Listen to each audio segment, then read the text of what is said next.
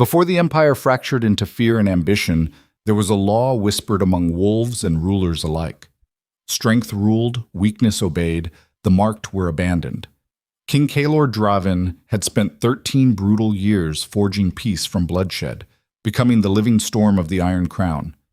Then the king began to die, and while nobles froze behind calculation and terror, one figure stepped forward from the shadows, a servant girl with silver-lit hands and a lifetime of being treated as something unnatural.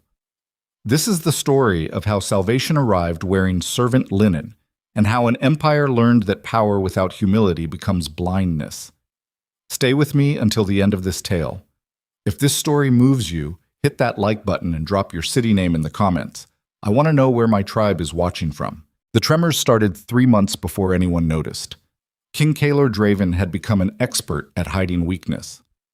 13 years of ruling the 5 Dominion realms had taught him that vulnerability was a luxury reserved for the dead. So when his left hand began shaking during morning councils, he simply moved his signet ring to his right hand and kept his left fist clenched beneath the table. When exhaustion pulled at his bones like iron chains, he dismissed it as the cost of command. Dominance demands performance, he told himself, and performance requires sacrifice. The palace healers noticed first, though they said nothing directly. Old Meister Corvain began leaving herbal tinctures outside the royal chambers with carefully worded notes about fortifying blood and strengthening constitution. Kaelor burned the notes and drank the tinctures in private, tasting bitter roots and darker truths. Something was wrong, but kings do not admit to dying, not while enemies circle the borders and nobles measure the throne with hungry eyes. Aster Hall. Keep rose from the northern cliffs like a monument to winter itself, all silver towers and black marble corridors that seemed to swallow warmth from the air. The fortress had been built by Kaelor's grandfather during the Unification Wars, designed to communicate a single message to anyone who approached. Here stands power that does not bend. For 13 years, Kaelor had embodied that message. He was the Alpha Sovereign, the war-born king, whose golden aura could fill a throne room and silence rebellion before swords cleared their sheaths. His presence alone had ended 3 border conflicts and 2 assassination attempts. Wolves across the 5 dominions knew his scent, his strength, his absolute unwillingness to yield. But power is only absolute until it falters. The dark veins appeared on the morning of the harvest moon. Kaelor had risen before dawn, as always, to walk the battlements and watch the empire wake beneath him. The ritual grounded him, reminded him why the crown weighed so heavily. 7 million souls across 5 territories, all depending on his strength to hold the fragile piece together. He gripped the stone parapet and felt the tremor run through his arm like lightning through a cracked tree.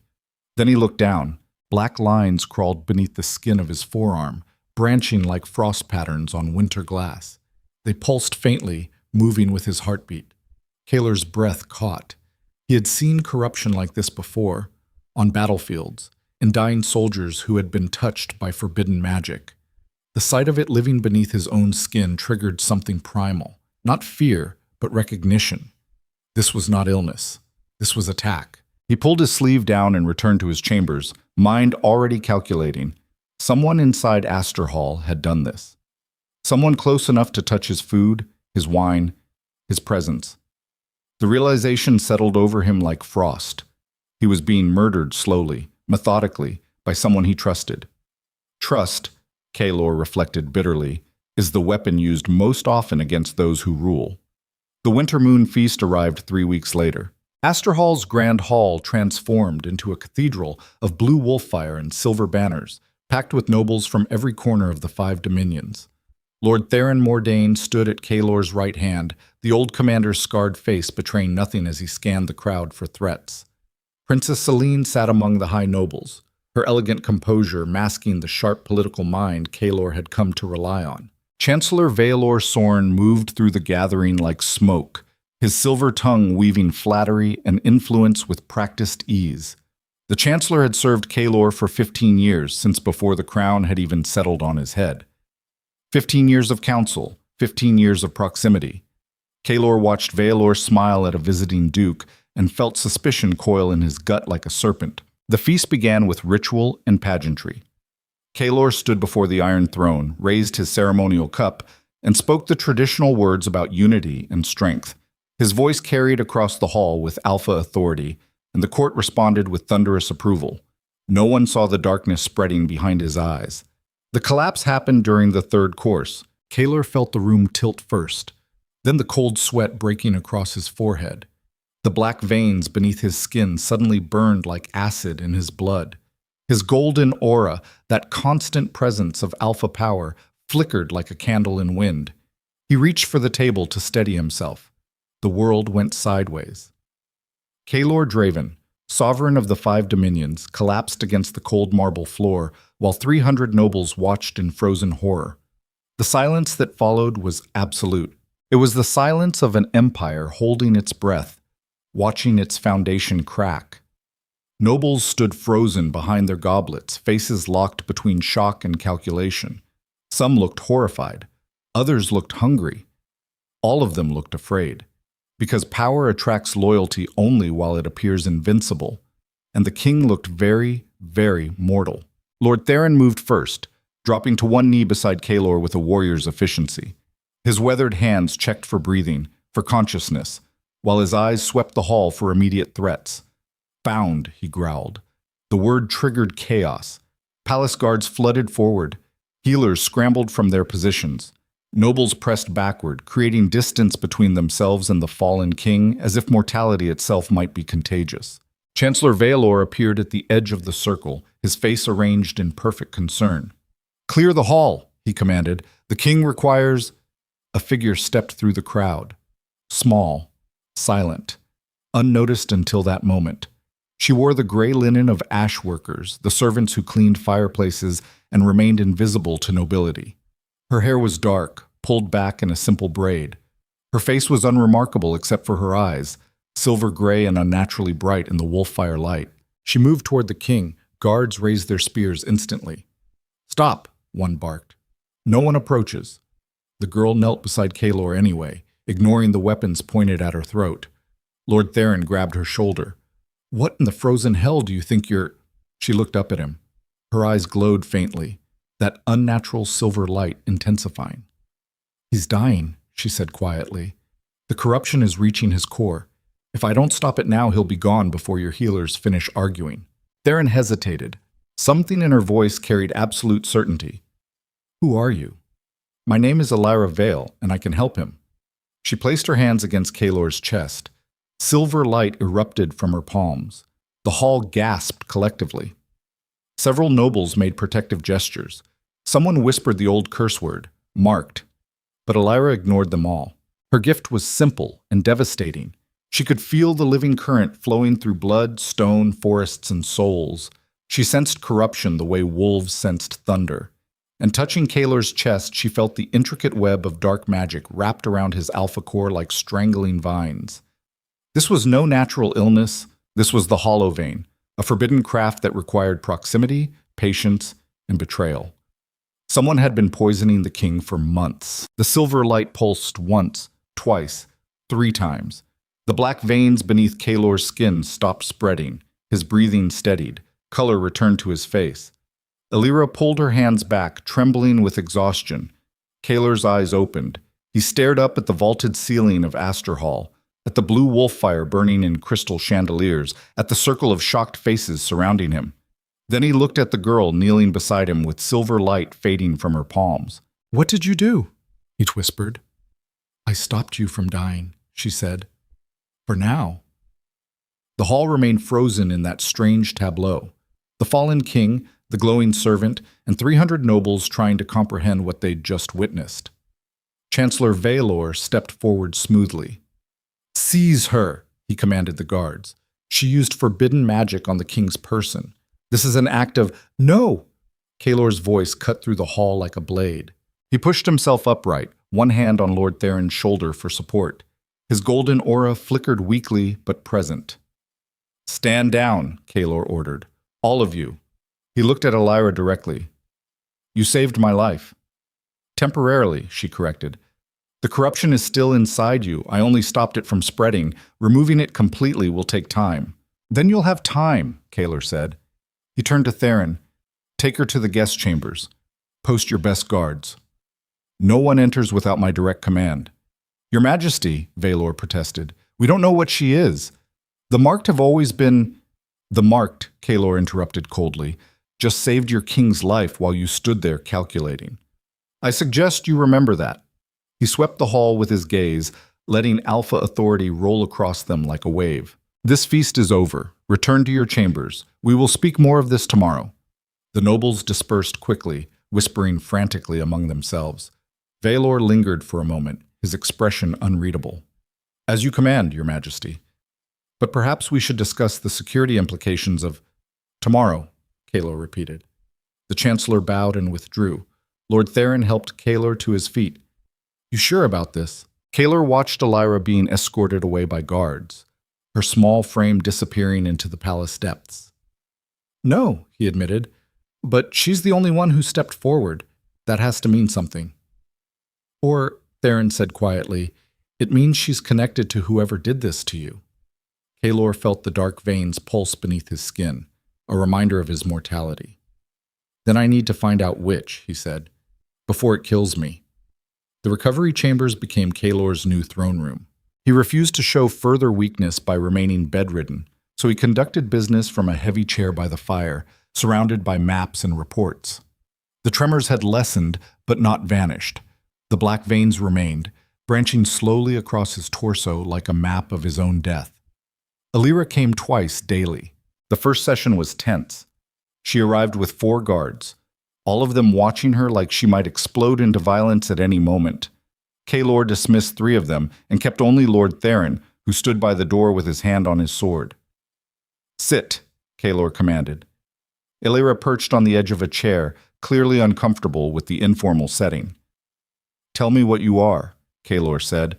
No courtly language, no fear, just truth. She met his eyes directly. I'm cursed, she said. That's what they call people like me. Marked, unnatural. When I was 6 years old, my hands started glowing silver when I touched sick animals. My village tried to drown me. They said I carried darkness disguised as light.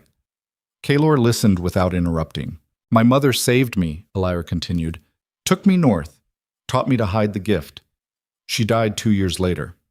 After that, I survived by staying invisible. I cleaned stables, scrubbed floors, moved from town to town whenever someone noticed. And Asterhall? I came here 6 months ago. She paused. Because I felt the corruption from 100 miles away. It's like a wound in the world. I thought if I could get close enough, I could find the source. Stop it. Why? For the first time, Elira smiled slightly. Because cursed or not, I can't ignore suffering. My mother taught me that. She said if you have power to heal, you have responsibility to use it, even if the world hates you for it. Kaelor studied her for a long moment. You know what this corruption is? The hollow vein, Elira confirmed. It's an old dark craft. Someone has to be close to you, touching your food, your wine, maybe your clothes, sustaining the magic over months. And she leaned forward, her expression deadly serious. Whoever is doing this isn't working alone. The spell is too complex. They need an anchor, someone with knowledge of forbidden magic, and they need access to your inner circle. Kaelor felt the truth settle over him like winter frost. So I'm being murdered by someone I trust. Elira nodded. The question is who benefits from your death, and who gains power in the chaos that follows. Kaelor's mind was already working through possibilities. Nobles who resented his authority, border lords who wanted independence, foreign powers seeking advantage. But one name kept returning. Chancellor Vaelor Sorn, 15 years of service, 15 years of opportunity. You'll help me find them? Kaelor asked. I'll help you survive them, Elira corrected. Finding them is your business. My business is keeping you alive long enough to do it. She stood and moved closer, her silver-lit hands hovering over his chest. This will hurt, she warned. It always does, Kaelor replied. The healing sessions became a strange ritual. Elira would place her hands against Kaelor's chest and silver light would flood through him like cold fire. He could feel her gift moving through his blood, seeking out the dark magic and unraveling it thread by thread. The sensation was excruciating, like having his veins scraped clean from the inside.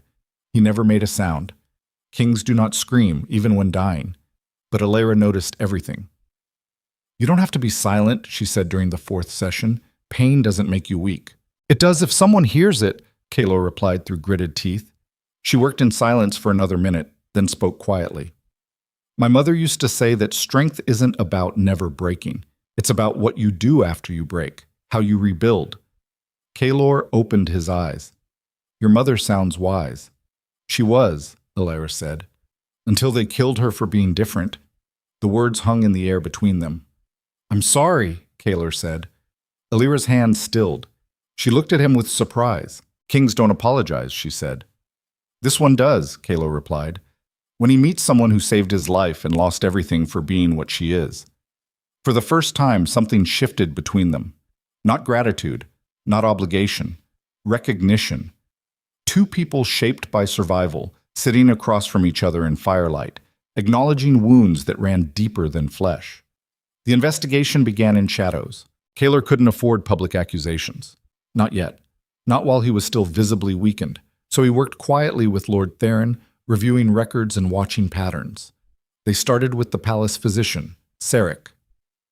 The old healer had served Asterhall for 20 years, a quiet scholar more interested in ancient texts than court politics. But when Theron searched his chambers, they found books on forbidden magic hidden beneath floor stones. Sarek confessed within an hour. He'd been approached 2 years ago by an intermediary, offered gold and protection in exchange for his knowledge. He'd provided the formula for the hollow vein, but claimed he didn't know who was using it. Liar, Theron growled, pressing a blade against the physician's throat. Kaelor stopped him. He's useful alive, Kaelor said coldly. We follow his contacts. They traced messages through servant corridors, discovered hidden payments, watched masked visitors arrive under moonless skies, and every thread led back to one name, Chancellor Kaelor Sorn. The revelation hit Kaelor like a physical blow. Kaelor had been there from the beginning, during the Unification Wars when Kaelor first claimed the throne. Through border conflicts and political crises, he'd advised on treaties, marriages, succession plans, 15 years of whispered counsel, 15 years of manufactured trust. Kaelor sat alone in his chambers, staring at reports spread across his desk, and felt something crack inside his chest that had nothing to do with poison. Betrayal from an enemy is expected. Betrayal from family cuts bone deep, and Kaelor had been closer than family. Elira found him there past midnight, sitting in darkness with cold fire burning in his eyes. She didn't ask permission, just walked in and sat across from him. You found who did it, she said. Not a question. Kaelor nodded slowly. Someone I trusted. Someone who has been beside me since before the crown settled on my head. Elira was quiet for a moment. What hurts more? She asked. The poison or the betrayal? Kaelor looked at her. The poison is killing my body. The betrayal is killing something harder to name. Trust, maybe. The belief that loyalty means anything beyond calculated advantage. He stood and walked to the window, staring out at the frozen landscape below. I spent 13 years building an empire on strength and dominance. I thought if I was strong enough, ruthless enough, absolute enough, people would follow. They'd respect the power even if they feared the man.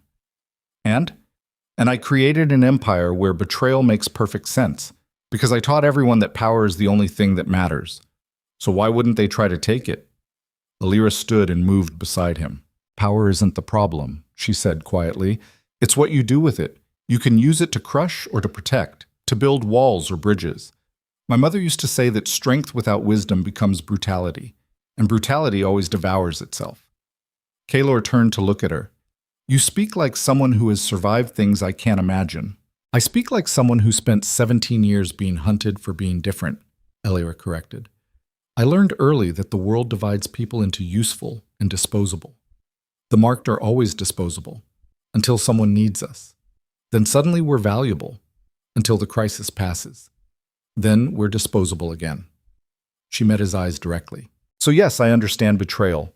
I understand being used.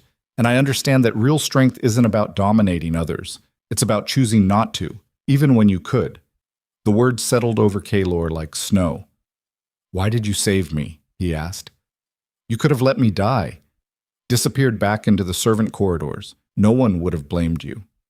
Elira smiled slightly. Because I'm tired of watching powerful people destroy themselves and everyone around them.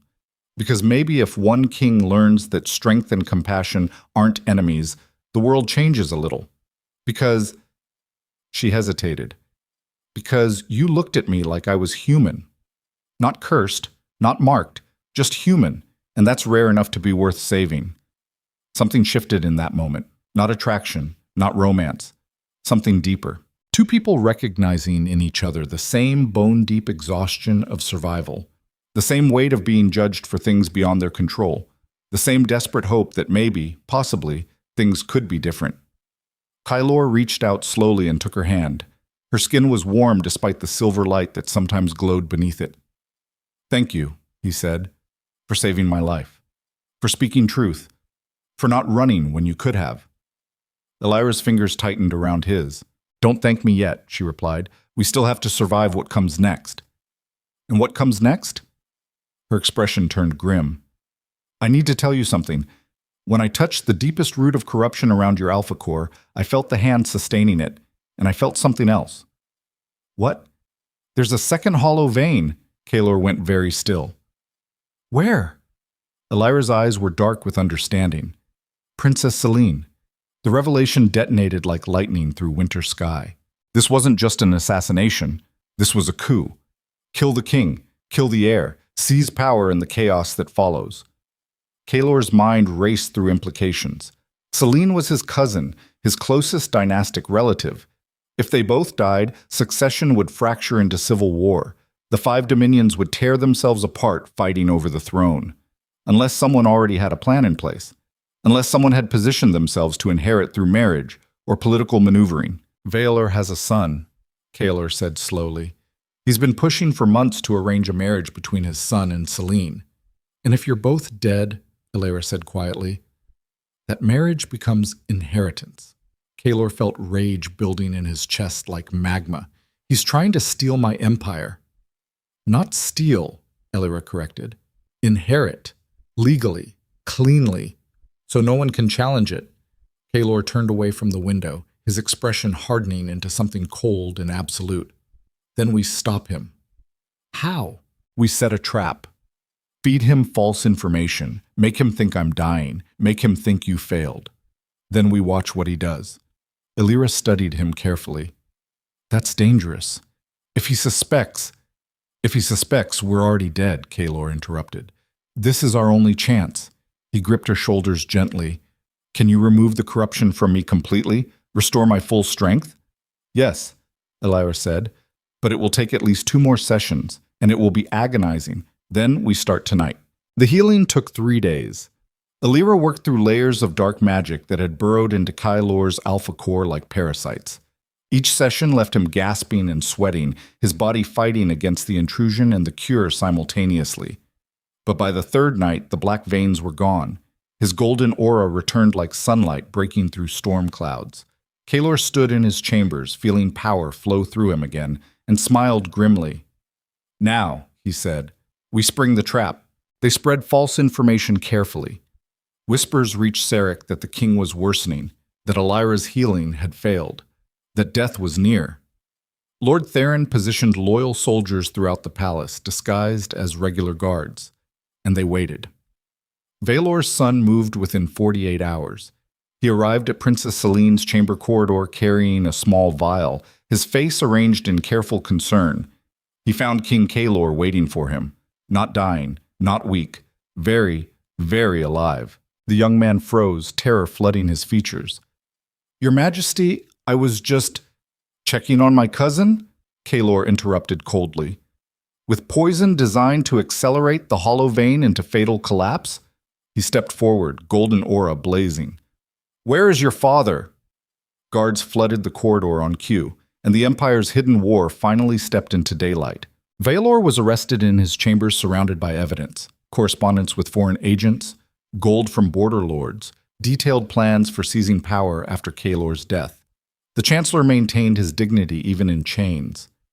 "I served you faithfully for 15 years, he said, as guards dragged him toward the dungeons. Kaelor stood in the corridor, flanked by Lord Theron and Elira, his expression carved from ice. "You served yourself," Kaelor replied, "and you used my trust as a weapon. That's not loyalty, Kaelor, that's parasitism." The Chancellor smiled slightly. You built an empire that worships strength, Your Majesty. I simply tried to claim it when you proved weak. That's the world you created.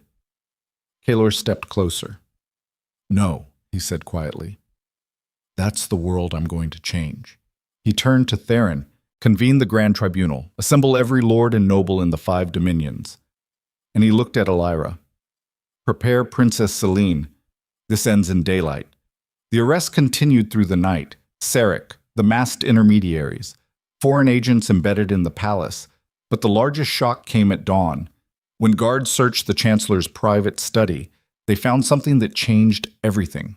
Records of dozens of marked individuals across the 5 dominions. Names, locations, abilities, all targeted for elimination. Kaelor hadn't just tried to kill the king. He'd been systematically hunting people like Elira for years. She stood in the study, staring at the lists, her face pale. My mother's name is here, she whispered. Kaelor moved beside her. I'm sorry. Elira touched the parchment gently. She always said we were hunted, that powerful people feared what they couldn't control. I didn't know how organized it was. She looked up at Kaelor. This is bigger than your throne. This is genocide disguised as order. Kaelor felt the weight of that truth settle over him. Then we stop it, he said, all of it. But first we face the tribunal. The Grand Tribunal convened 3 days later. Asterhal's ancient dome filled with lords, nobles, and representatives from across the 5 dominions. Torchlight climbed marble columns into shadows older than memory. The Iron Throne sat empty at the hall's center, a reminder of power temporarily suspended. Kaelor stood before the assembly in full royal regalia, his golden aura blazing like captured sunlight. Beside him stood Elira Vale, no longer in servant linen but in formal dress that marked her as someone under the king's direct protection. Princess Selene sat among the high nobles, her face composed but her eyes sharp with understanding. And in chains before them all stood Chancellor Kaelor Sorn. The charges were read: high treason, attempted regicide, conspiracy to seize the throne, murder through dark magic. Kaelor denied nothing. He stood before the empire he'd tried to steal and spoke with aristocratic precision. I served faithfully for 15 years. I advised on wars and treaties. I helped build the peace you all enjoy. And when I saw the king weakening, I took action to ensure stability. Is that truly treason, or is it pragmatism? The hall erupted in argument. Some nobles demanded immediate execution. Others called for exile. A few, very few, suggested leniency in recognition of past service. Kaelor listened to all of it with cold patience. Then he raised his hand. Silence fell instantly. You speak of stability, Kaelor said, his voice carrying across the hall. But what you created was chaos disguised as order. You tried to murder me. You poisoned Princess Selene. You hunted and killed marked individuals across my empire because you feared their gifts. He stepped forward. And you did it all while speaking of loyalty and service. That is not pragmatism, Kaelor. That is sociopathy wrapped in political language. The Chancellor smiled slightly. You built an empire on strength, Your Majesty. I simply used the rules you created. Kaelor shook his head. No. You used the worst parts of what I built. The dominance without wisdom, the power without purpose. And for that I bear some responsibility. He turned to face the assembled lords. I have spent 13 years teaching this empire that strength is the only thing that matters, that weakness must be eliminated, that power justifies itself. His voice hardened. And I was wrong. The hall went absolutely silent. Strength matters, Kaelor continued, but strength without mercy becomes tyranny. Power without compassion becomes brutality. And dominance without wisdom becomes exactly what we see here: betrayal, murder, and chaos. He looked at Elira. This woman saved my life. She is marked, cursed by the laws of this empire, condemned since childhood for being different. Yet she stepped forward when nobles and healers stood frozen. She risked everything to save a king who represented the very system that hunted her people. He faced Kaelor directly. That is true strength, not your manipulation, not your poison, her courage. The Chancellor's expression finally cracked. You're weak, he spat. You've always been weak beneath the crown. Kaelor's golden aura blazed brighter. No, he said quietly. I was strong enough to survive your betrayal, strong enough to find you. And now I'm strong enough to choose justice over vengeance." He turned to the tribunal. "Death is easy. It ends suffering too quickly. True justice restores what betrayal tried to steal." His voice rang across the hall. "I strip Chancellor Kaelor Sorn of all titles, lands, and legacy. His house is dissolved. His name becomes a cautionary tale. He will live in exile, stripped of power, watching the empire he tried to steal flourish without him." The hall erupted again, but Kaelor's voice cut through the chaos. "And to ensure no one else attempts this path, we change the law itself." He gestured to Elira. "The marked are no longer cursed. They are protected. Their gifts are acknowledged as rare and valuable. Anyone who harms them answers to the crown directly." Dead silence. Then Princess Selene stood. "I support this decree," she said clearly. Lord Theron stepped forward. "As do I." One by one, nobles began standing, some from genuine conviction, others from political calculation, but the effect was the same. The law was changing, and the empire was watching. Kaelor turned back to Kaelor. "You wanted my throne because you thought weakness had made me vulnerable. But vulnerability isn't weakness, it's honesty. And honesty, it turns out, builds better kingdoms than fear." Guards dragged the Chancellor away. His last words echoed across the hall. "You'll regret this, Mercy." Kaelor watched him disappear into darkness. "Perhaps," he replied quietly, "but I'll regret cruelty more." The tribunal dissolved into furious debate that lasted 3 days. But when the smoke cleared, the decree stood. The marked were protected by imperial law, and King Kaelor Draven had transformed his greatest vulnerability into his empire's salvation. Elira found him alone on the northern battlements that night, staring out at stars and frozen cliffs. "You changed everything today," she said. Kaelor shook his head. "You changed everything. I just finally paid attention." He turned to face her. "I want to restore an ancient office, keeper of the crown, guardian of the empire's living current." And he paused. "I want you to take it." Elira stared at him.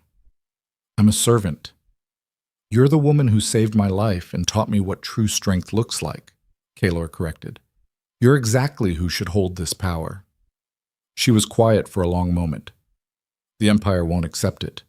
The empire will learn," Kaelor said. "The same way I did." He stepped closer.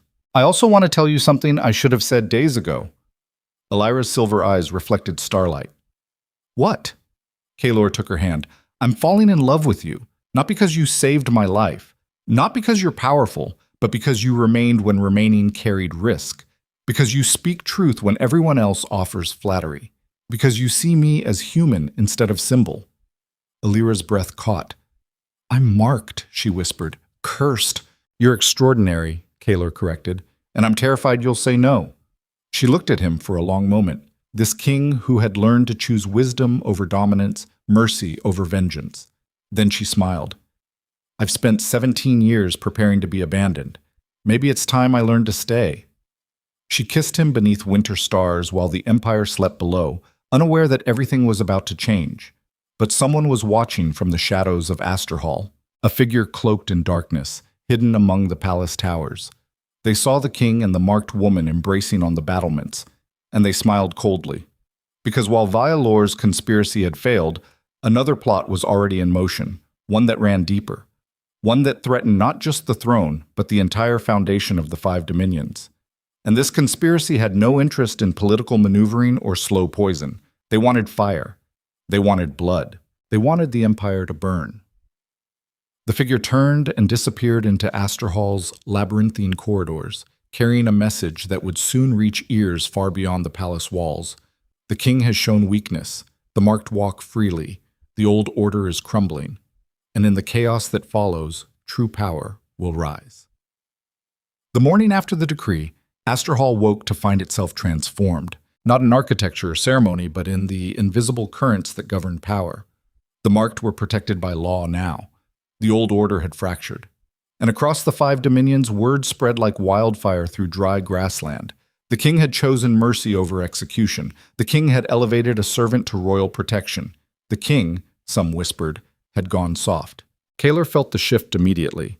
It was there in the way nobles hesitated before speaking, measuring their words against this new reality. It was there in the careful distance palace staff maintained, uncertain whether proximity to the marked woman meant favor or contamination. It was there in the messages arriving from border lords, each one testing the boundaries of this unprecedented change. Power, Kaelor understood, was never static. It was constantly being negotiated, challenged, redefined, and he had just rewritten the terms without asking permission. The consequences would be severe. Lord Theron found him in the war room at dawn, spreading maps across the strategy table with military precision. "We have a problem," the old commander said without preamble. Kaelor looked up. They had dozens of problems. He needed Theron to be more specific. 3 noble houses have formally protested the decree: House Valtris, House Corwin, and House Blackthorn. They're calling it an abandonment of tradition, a corruption of imperial law. Kaelor kept his expression neutral. "Let them protest. The decree stands." Theron moved closer, his scarred face grave. "It's not just protest. Valtris has pulled his border garrison back to his own territory. Corwin is withholding tax payments. And Blackthorn sent a message that was barely shy of open rebellion. He placed a sealed letter on the table. Kaelor broke the seal and read. The language was elegant, aristocratic, and absolutely venomous. Lord Marius Blackthorn questioned the king's judgment, his strength, his fitness to rule. He suggested that a sovereign who protected the cursed had himself become corrupted. The final line cut deepest. Perhaps the throne requires steadier hands. Kaelor set the letter down carefully. "Steadier hands," he repeated. "That's a declaration of intent." Theron nodded. Blackthorn has been positioning himself for years. Large army, strategic marriages, alliances with border lords. If he moves against you now, while the empire is divided over this decree, he might actually succeed. "Then we need to move first," Kaelor said. "How?"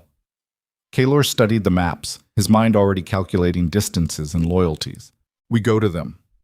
Not as invaders, as their king. We show them that mercy doesn't mean weakness, and we remind them what happens when dominance becomes necessary. That's dangerous," Theron warned. "You'd be leaving Asterhall, making yourself vulnerable." "I'm already vulnerable," Kaelor replied. "The moment I showed mercy to Valor, I painted a target on my back. Every noble who thinks compassion is weakness will test me now. Better to face them directly than wait for rebellion to organize." He looked at his oldest friend. "Can you hold Asterhall while I'm gone?" Theron's jaw tightened. "You know I can, but who's going with you?" Kaelor smiled slightly. The one person they least expect. Elira was in the palace archives when he found her. She'd spent the night reading historical records, tracing references to other marked individuals across centuries of imperial history. The archives were vast, filled with the accumulated knowledge of 5 conquered kingdoms merged into one empire. She looked up as Kaelor entered, her silver eyes bright in the lamplight. "Did you know there were marked advisors to 3 previous kings?" she said without greeting. "Healers, strategists, even a general during the Unification Wars. They all disappeared from the records after they died. Erased, like they never existed."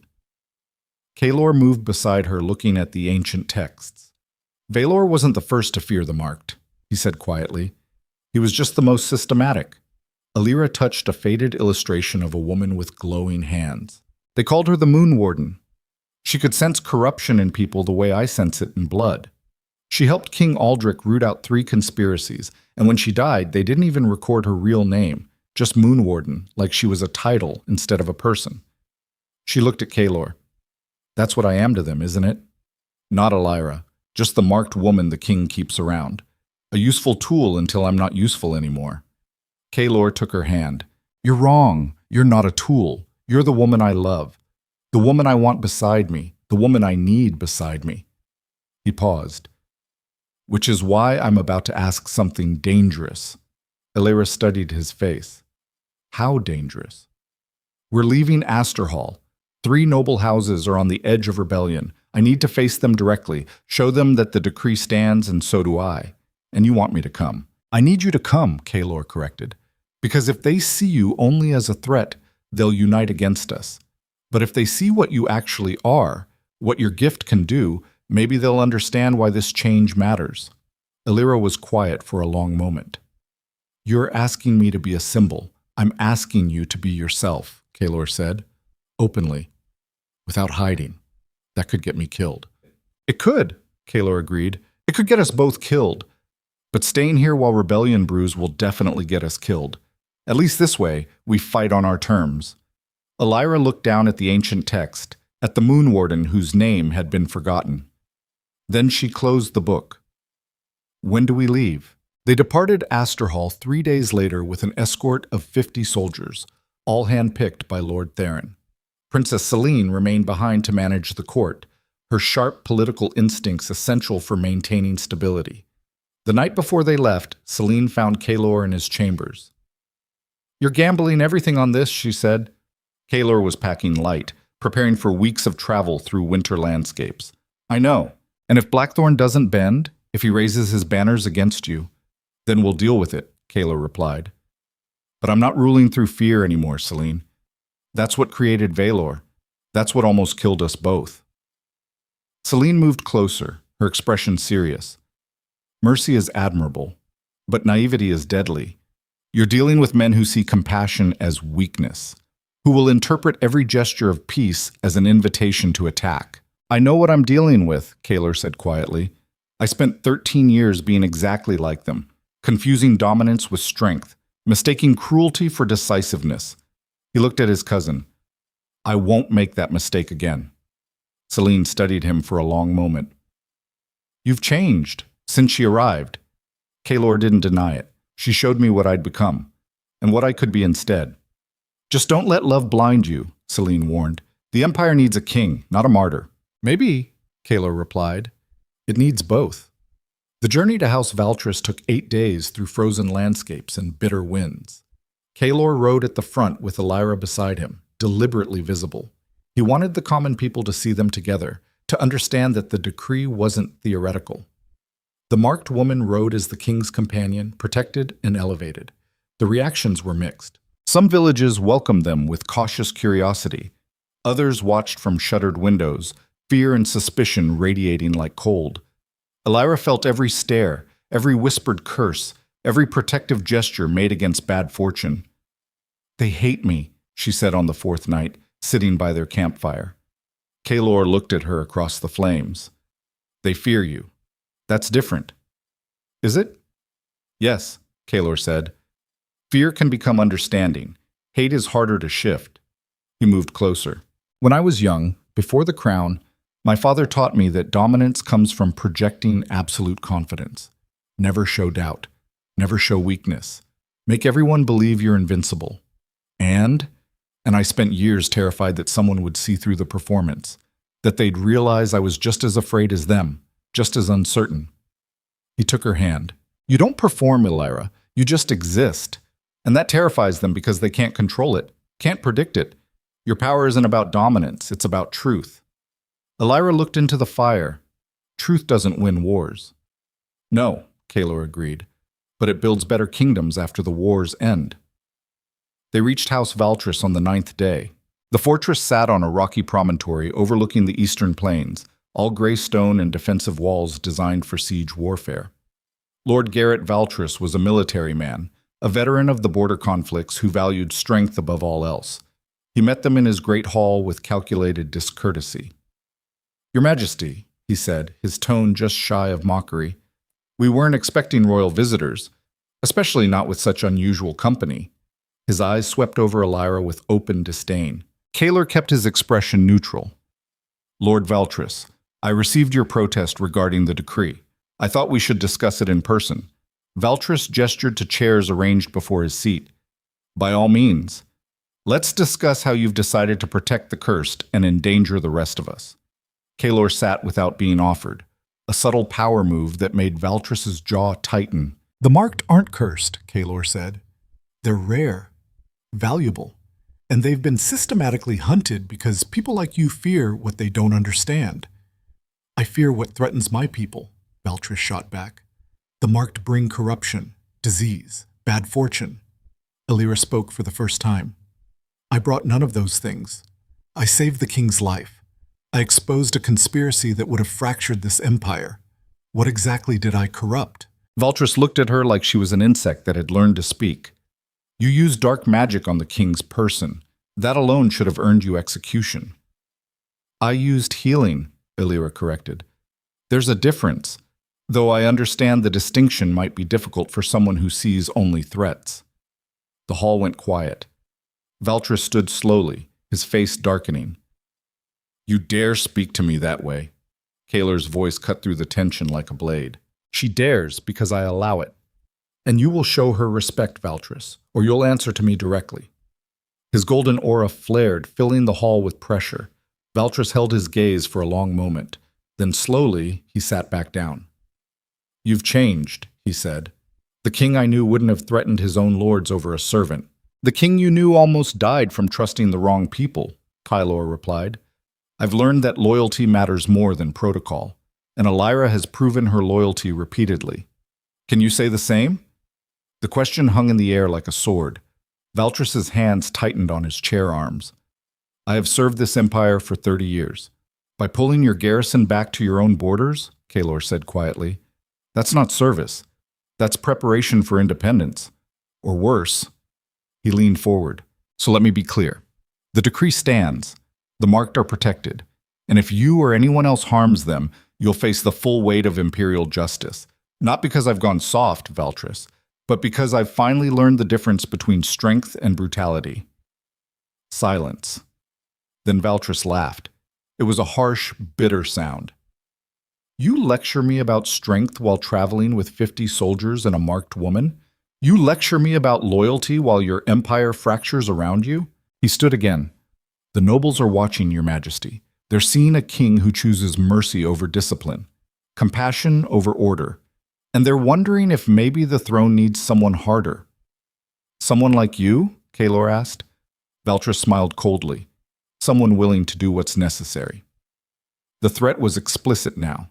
Kaelor stood as well, his presence filling the hall. Then let me show you what's necessary. He turned to Illyra. Show him. Illyra hesitated. Kaelor, that's not... Show him what you really are. Not the curse they fear, the truth they need to see. Illyra looked around the hall. Valtris's guards had moved closer, hands on weapons.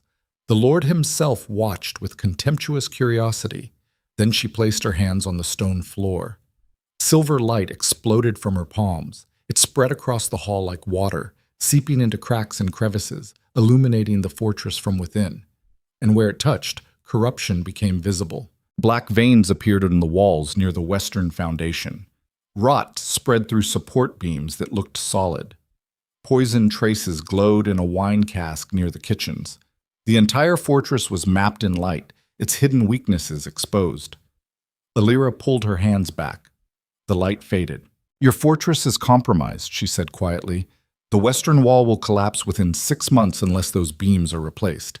Someone's been poisoning your wine stores, and there's a rot in your foundation that started small but has spread for years. She looked at Valtris. That's what I am. Not a curse. A warning system you've been too afraid to use. Valtris stared at the walls where corruption had been revealed. How did you... I feel the living current in everything, Illyra explained. Stone, wood, blood, wine. I can sense what's healthy and what's dying. It's not dark magic. It's just sight that goes deeper than yours. The Lord sat down heavily. His entire fortress had been slowly dying around him, and he'd never known. Kaelor moved closer. You want to lecture me about what's necessary? This is necessary. Her gift. Her truth. The marked aren't threats, Valtris. They're resources we've been too ignorant to value. He gestured to the walls.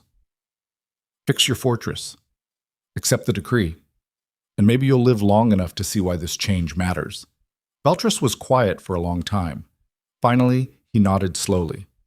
I'll consider the decree. It wasn't surrender, but it wasn't rebellion either. Kaelor accepted it. That's all I ask. Consideration instead of fear. They left House Valtris the next morning with cold respect instead of open hostility. 1 down, Kaelor thought, 2 to go. But as they rode east toward House Corwin, Illyra felt something shift in the currents around them. Something was wrong. She couldn't name it yet. But the living current that flowed through the land felt disturbed, like water sensing an approaching storm. Someone was watching them. Someone was moving pieces on a board they couldn't see, and whatever was coming, it would make Valtress's resistance look like a minor disagreement. House Corwin was different from Valtress. Where the Eastern Lord valued military strength, Lady Mira Corwin worshipped tradition and ancestry. Her house was ancient, predating the empire itself, and she treated any change to established order as personal offense. She received them in a hall draped with ancestral banners, surrounded by family portraits going back 6 generations. "Your Majesty," she said with icy formality, "you honor us with your presence." Kaelor read the subtext immediately. "You contaminate us with your presence." "Lady Corwin, thank you for receiving us." Mira gestured to seats positioned deliberately lower than her own. "I assume you've come to discuss your decree, the one that overturns centuries of law and tradition." "I've come to explain why the change was necessary," Kaelor corrected. Mira's smile was cold. "Please, enlighten me. Tell me why we should protect those cursed by nature itself." Elira spoke before Kaelor could. "I wasn't cursed by nature. I was born different. There's a distinction." Mira looked at her like she was stained furniture. "You speak without permission." Elira held her gaze. "I speak because I exist, and existence doesn't require permission." The hall tensed. Mira stood slowly. "You are everything wrong with this decree. No respect for hierarchy, no understanding of proper order. You encourage chaos simply by being here." "Actually," Kaelor said, "she encourages honesty, which I understand might feel like chaos when you've built your identity on rigid performance." Mira's expression hardened. "Careful, Your Majesty. You stand in my hall, and you stand in my empire," Kaelor replied, "which means the decree applies to you whether you like it or not." He leaned forward. "But I didn't come here to force compliance. I came to ask a question. Why do you really oppose this?" Mira blinked, thrown by the directness. "I told you. Tradition is a shield," Kaelor interrupted. "Not a reason. What are you actually afraid of?" Silence. Then Mira's composure cracked slightly. "I'm afraid of change that destroys what we've built. I'm afraid of watching the empire my ancestors helped create become unrecognizable. I'm afraid that if we abandon the old laws, we'll lose everything that made us strong." Her voice rose. "You didn't see the chaos before the empire, the wars, the suffering. We built order from that chaos. And now you want to tear it down for what? A servant girl with glowing hands?" Kaelor stood and moved closer. "I want to evolve it, not tear it down. And I understand your fear because I felt it too." He gestured to Elira. "She terrified me at first, not because of her power, but because accepting her meant accepting that I'd been wrong, that the empire I'd built had systematically destroyed people who could have made it better." He faced Mira directly. "That's hard to admit, that you've been complicit in cruelty disguised as order, but admission is the only path to change." Mira looked away. "You ask too much." "I ask for honesty," Kaelor replied. "That's all." The lady was quiet for a long time. Then she said something unexpected. "Show me what she can do. Not the light, not the spectacle. Show me the actual value." Elira stood carefully. "What would convince you?" Mira thought for a moment. "My daughter. She's been sick for 3 years. Every healer in the 5 dominions has examined her. They all say there's nothing physically wrong, but she fades a little more each month. Show me if your gift can help where tradition has failed." Elira and Kaelor exchanged glances. "Take me to her," Elira said.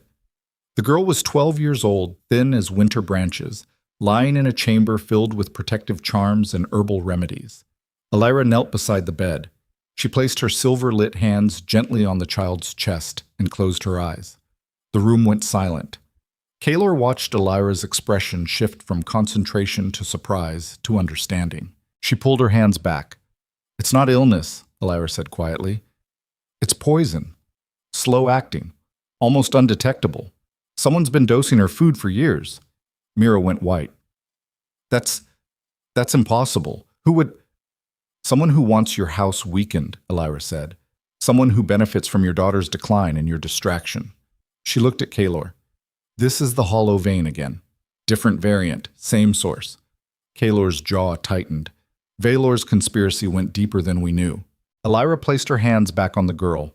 Silver light pulsed 3 times. The child gasped and opened her eyes for the first time in weeks. "Mother?" she whispered. Mira collapsed beside the bed, tears streaming down her face.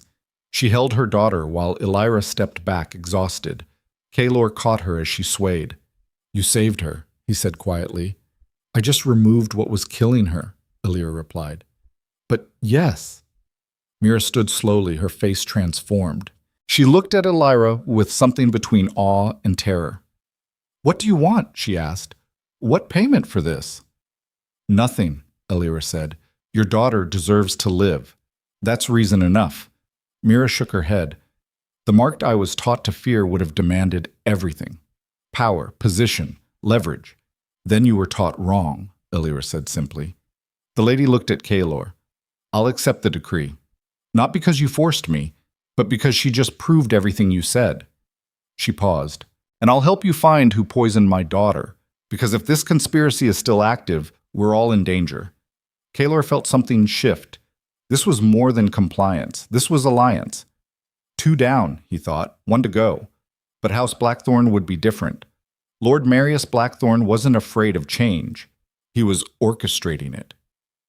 They reached Blackthorn territory on the 18th day. The landscape changed immediately. Where Valtras's lands were defensive and Corwin's were traditional, Blackthorn's were aggressive. Military camps dotted the borders. Training yards stretched for miles. This was a house preparing for war. Kaelor felt the threat in his bones. "We should have brought more soldiers," Elira said quietly. "Numbers won't matter here," Kaelor replied. "Blackthorn has 3,000 men under arms. We couldn't match that if we tried." "Then what's the plan?" "We walk in with confidence and see if he's bluffing." "And if he's not bluffing?" Kaelor's expression was grim. "Then we find out if mercy was a mistake." Lord Marius Blackthorn met them on the training grounds, surrounded by armed men. He was younger than Kaelor expected, maybe 40, with a warrior's build and eyes that calculated constantly. "Your Majesty," he said with performative respect, "I'm honored you've traveled so far to visit my humble territory." "Humble," Kaelor replied, "is not the word I'd use." He gestured at the military preparations. "This looks like a house preparing for conflict." Blackthorn smiled. "The borders are always restless. A wise lord stays ready." "For what exactly?" "Whatever comes." The threat was explicit. Kaelor stepped closer, letting his golden aura flare. "Let's dispense with performance, Blackthorn. Your letter made your position clear. You think I'm weak. You think the decree was a mistake. You think the throne needs steadier hands." He paused. "So let me be equally clear. If you raise your banners against me, I'll destroy you, not because I want to, but because rebellion cannot be tolerated." Blackthorn's smile widened. There it is, the dominance, the threat, the old Kaelor Draven showing through the merciful facade. He moved closer. "You can't be both, Your Majesty. You can't rule through compassion and crush rebellion. You can't protect the weak and project strength. Eventually, you have to choose." "I've already chosen," Kaelor said. "I choose both. Mercy for those who deserve it. Destruction for those who threaten what I protect." Blackthorn laughed. "Then you'll fail. Because the Empire doesn't respect contradiction. It respects power, clear, absolute, unambiguous power." He gestured to his assembled forces. "I have 3,000 loyal men. I have alliances with 4 other houses. I have supply lines and strategic positions. What do you have? 50 guards and a cursed woman?" Kaelor looked at Elira. "What do we have?" Elira stepped forward, her silver eyes bright.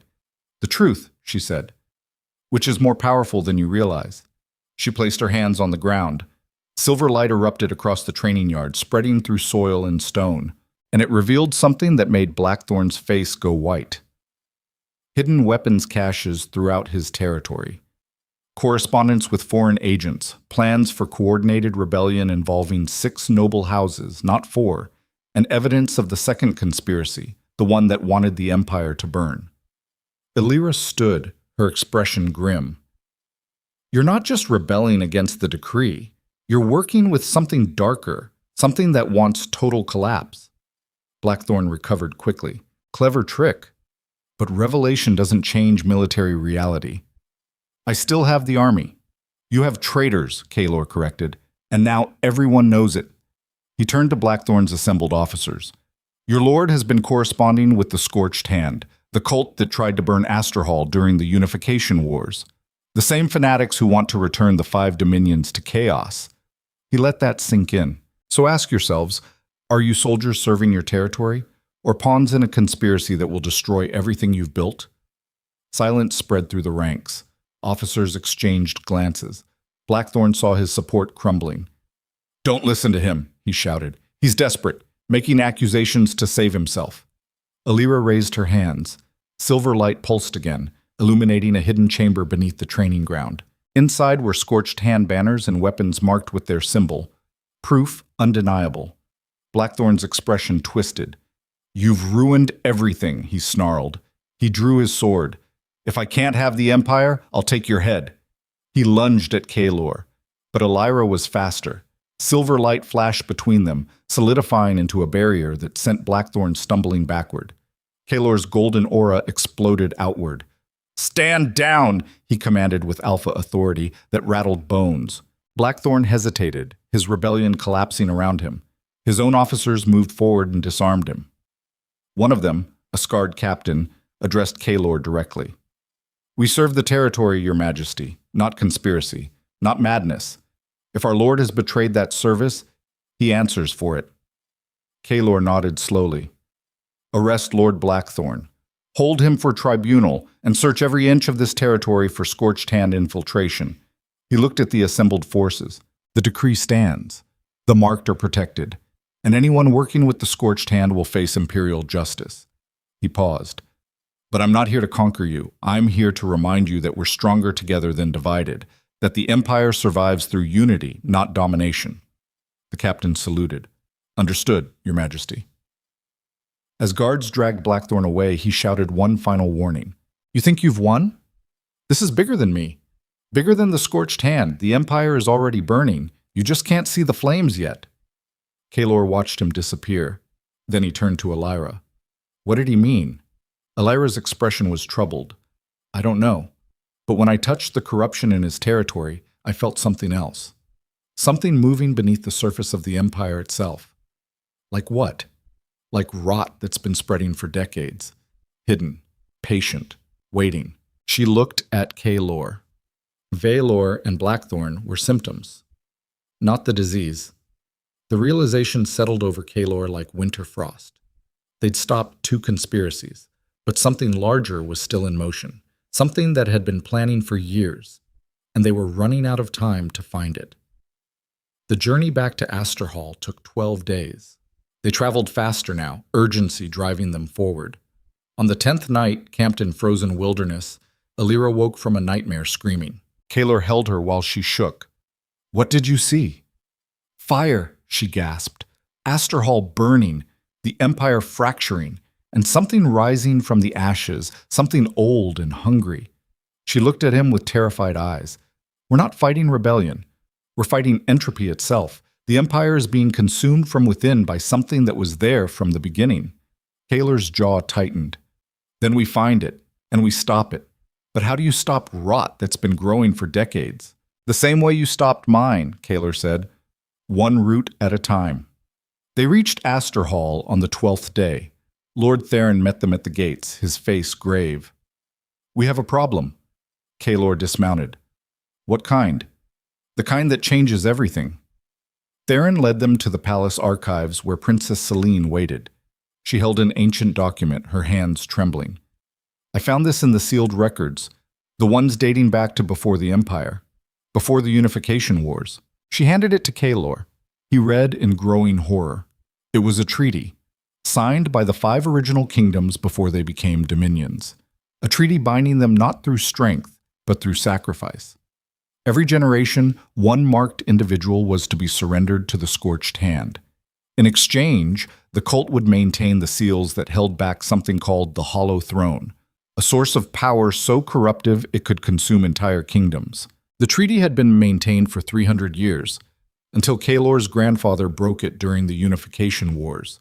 when he hunted the mark to extinction and drove the scorched hand into hiding. The seals had been failing ever since, and now, after decades of degradation, they were about to collapse completely. Kaelor looked at Elira. This is why they wanted you dead, you and all the marked. Not because you're cursed, but because you're the sacrifice they needed to maintain the seals. Elira's face went white. How long do we have? Selene consulted the document. According to this, once the seals fail completely, the Hollow Throne awakens, and when it does, she looked up. It consumes everything. Empires, kingdoms, entire civilizations. It's happened 3 times before in recorded history. She paused. We have 6 months, maybe less. Kaelor felt the weight of that truth crush down on him. Everything they'd fought for, the decree, the protection of the marked, the reformation of the empire, all of it was meaningless if the Hollow Throne awakened.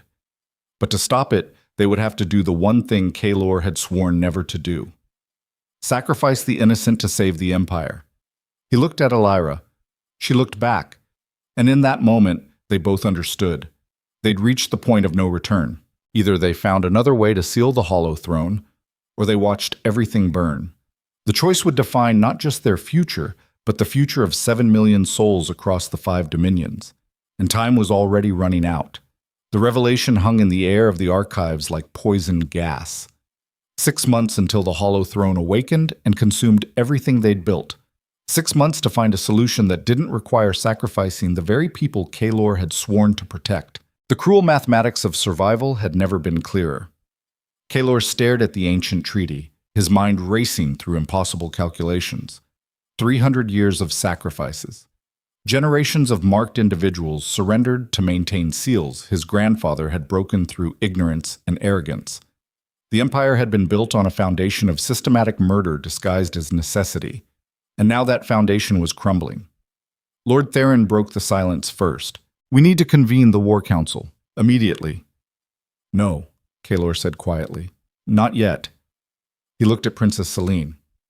Who else knows about this? Just us, Selene replied. I found it this morning while searching for historical precedents on marked persecution. The document was sealed under imperial authority, marked as forbidden knowledge. Of course it was, Kaelor said bitterly. Can't let the Empire know it was founded on murder. Elira stood frozen by the window, her face pale in the morning light. They've been hunting us for 3 centuries. Not because we're cursed, but because we're fuel for their machine. Her voice cracked. My mother, the Moon Warden, all of us. We were never people to them, just components in a spell they needed to maintain. Kaelor moved to her side. That ends now. How? Elira turned to face him, silver eyes bright with unshed tears. The seals are failing. If we don't renew them, the Hollow Throne awakens. If we do renew them, we're perpetuating the exact system we just fought to dismantle. She laughed bitterly. You can't win this, Kaelor. There is no choice that doesn't destroy everything. Then we make a new choice, Kaelor said. We find another way to seal the Hollow Throne, without sacrifice, without perpetuating murder. Selene's expression was skeptical. The treaty is explicit. Only marked blood can sustain the seals. The original 5 kingdoms tried everything else. This was the only solution that worked. Because they were cowards, Kaelor shot back.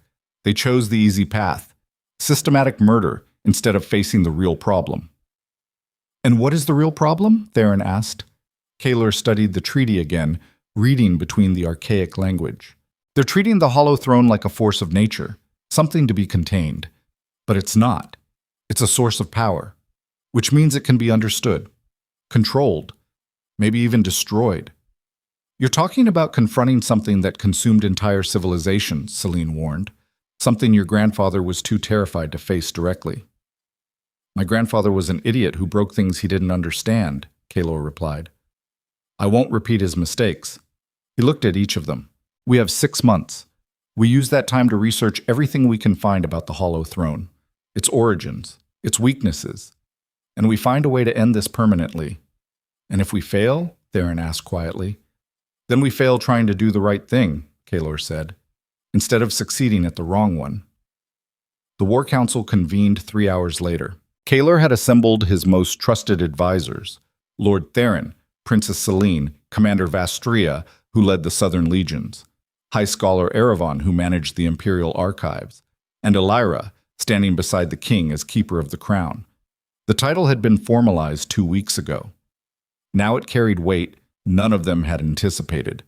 Kaelor laid out the situation with brutal honesty. The Empire is built on a lie. Our stability depends on sacrificing marked individuals to maintain seals that contain something called the Hollow Throne.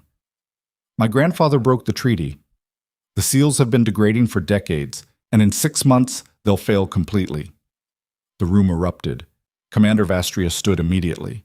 Then we renew the treaty. Find marked individuals. Make the sacrifice. Absolutely not, Kaelor said with alpha authority that rattled the windows. Your Majesty, Vastria pressed. 7 million lives depend on those seals. If the Hollow Throne awakens, we find another solution, Kaelor interrupted. One that doesn't require murder. High Scholar Erevan cleared his throat nervously. With respect, sire, the original kingdom spent decades researching alternatives. The marked sacrifice was the only method that worked. Because they gave up too easily, Kaelor replied. We won't. Celine leaned forward. What exactly are you proposing? Full research mobilization, Kaelor said. Every scholar in the 5 dominions focuses on the Hollow Throne, its nature, its weaknesses. We find where it came from and how to destroy it permanently. That could take years, Erevan protested. We have months. Then we work faster. Theron studied Kaelor carefully. You're gambling the entire empire on finding a solution that might not exist. I'm refusing to murder innocent people, Kaelor corrected. There's a difference. Is there? Theron's voice was hard. When the alternative is total collapse? The question hung in the air like smoke. Kaelor met his oldest friend's eyes. Yes, there is. Because the moment we accept that some lives are expendable for the greater good, we become exactly what Vailor was.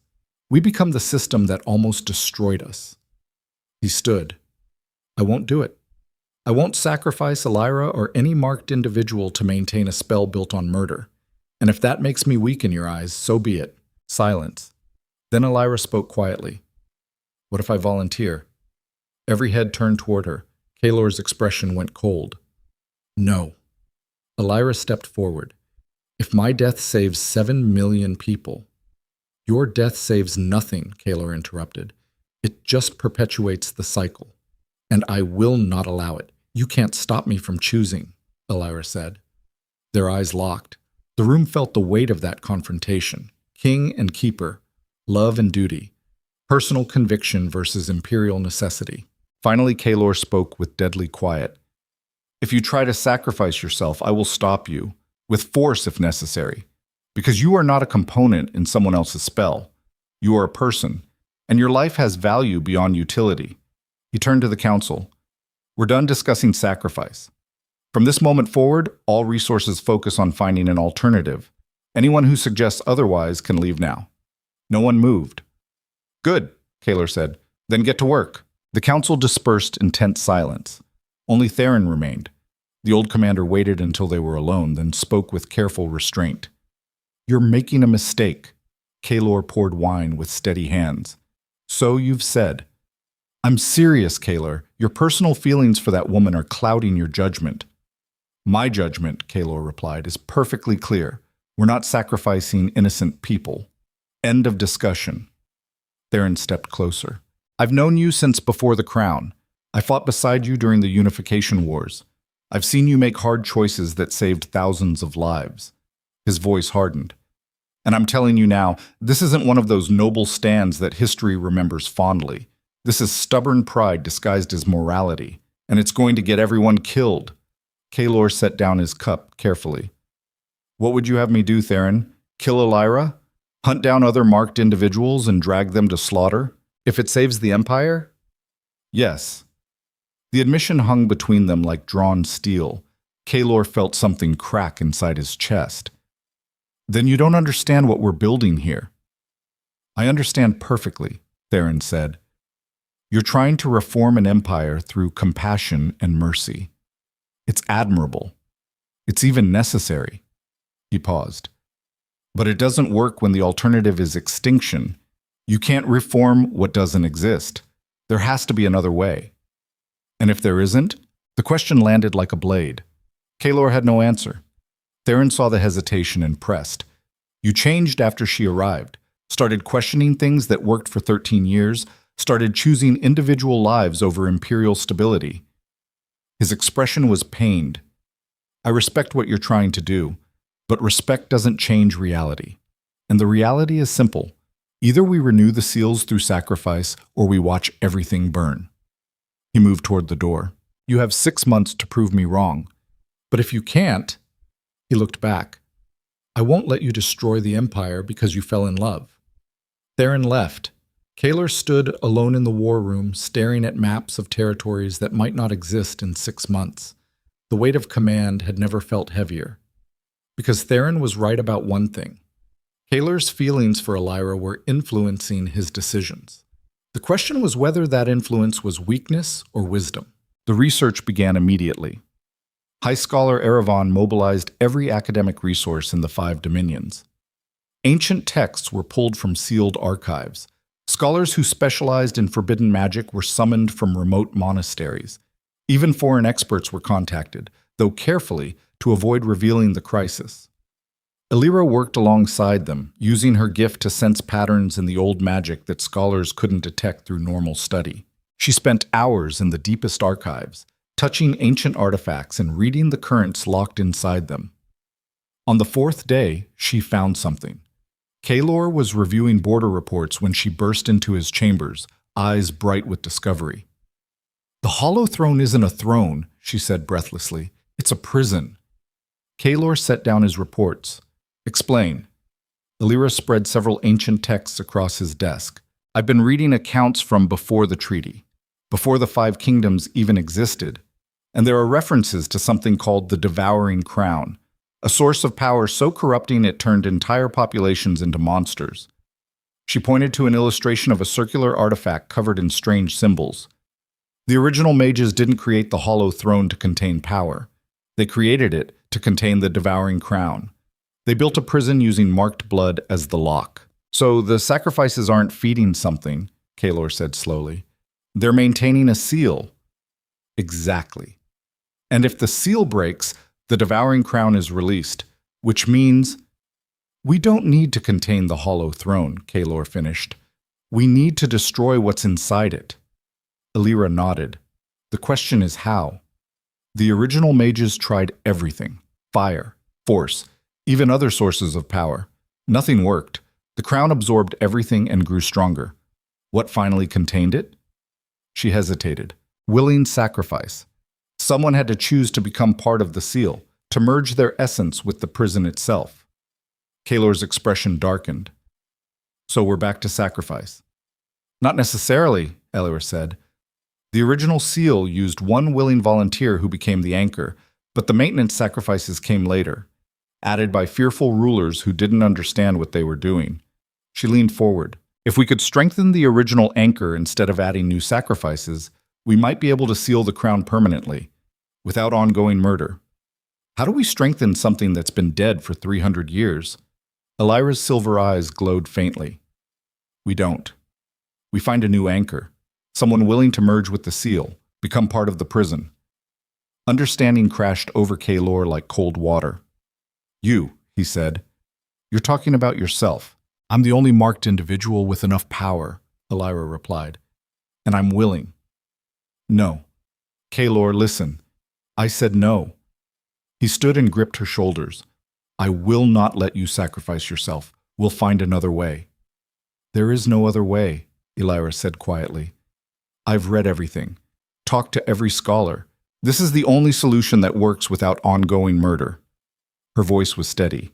I can become the anchor, merge my essence with the seal. And the Devouring Crown stays locked forever.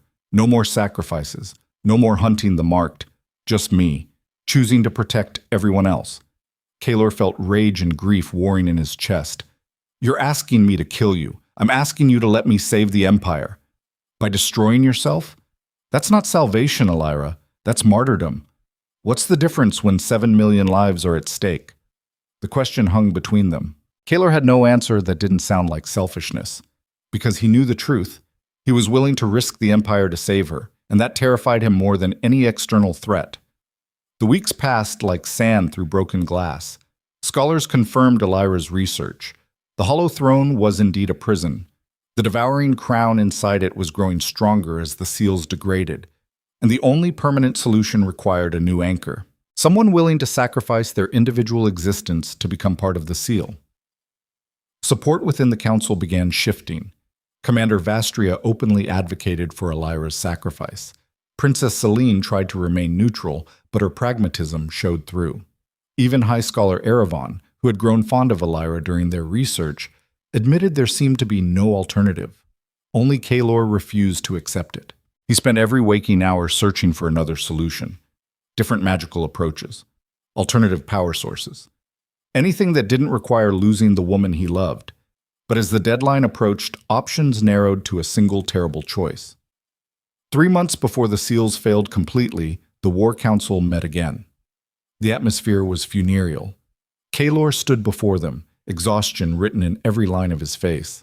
"We've explored every alternative," he said, "consulted every expert. The conclusion is consistent." He paused. "The only way to permanently seal the devouring crown requires a willing anchor, someone who merges their essence with the prison itself."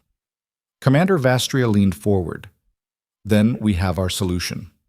"No," Kaelor said, "we don't, because I won't sacrifice Elira." Vastria's expression hardened. "With respect, Your Majesty, this isn't your decision alone." "It's exactly my decision," Kaelor replied. "She's under my protection, and I will not allow—" Elira stood. "Actually," she said quietly, "it's my decision." The room went silent. She faced Kaelor directly. "I appreciate what you're trying to do, but you can't protect me from my own choices. Elira, please." "I've spent my entire life being treated as less than human," she interrupted. "Cursed, marked, disposable. And for the first time, I have the power to choose my own meaning." Her voice strengthened.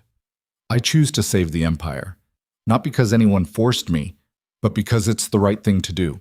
And you taught me that, Kaelor. You taught me that real strength is choosing to protect others even when it costs everything." Kaelor felt his world fracturing. "Don't do this. It's already done," Elira said. "I'm volunteering to become the anchor, and there's nothing you can say that will change my mind." She turned to the council. "How long do I have?"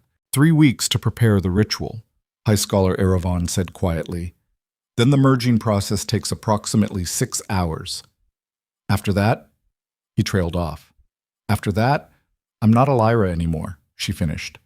"I'm part of the seal, conscious but not individual, aware but not present." "Exactly." She nodded slowly. "Then we have 3 weeks. Let's make them count." The council erupted in relieved conversation. Finally, a solution. Finally, certainty.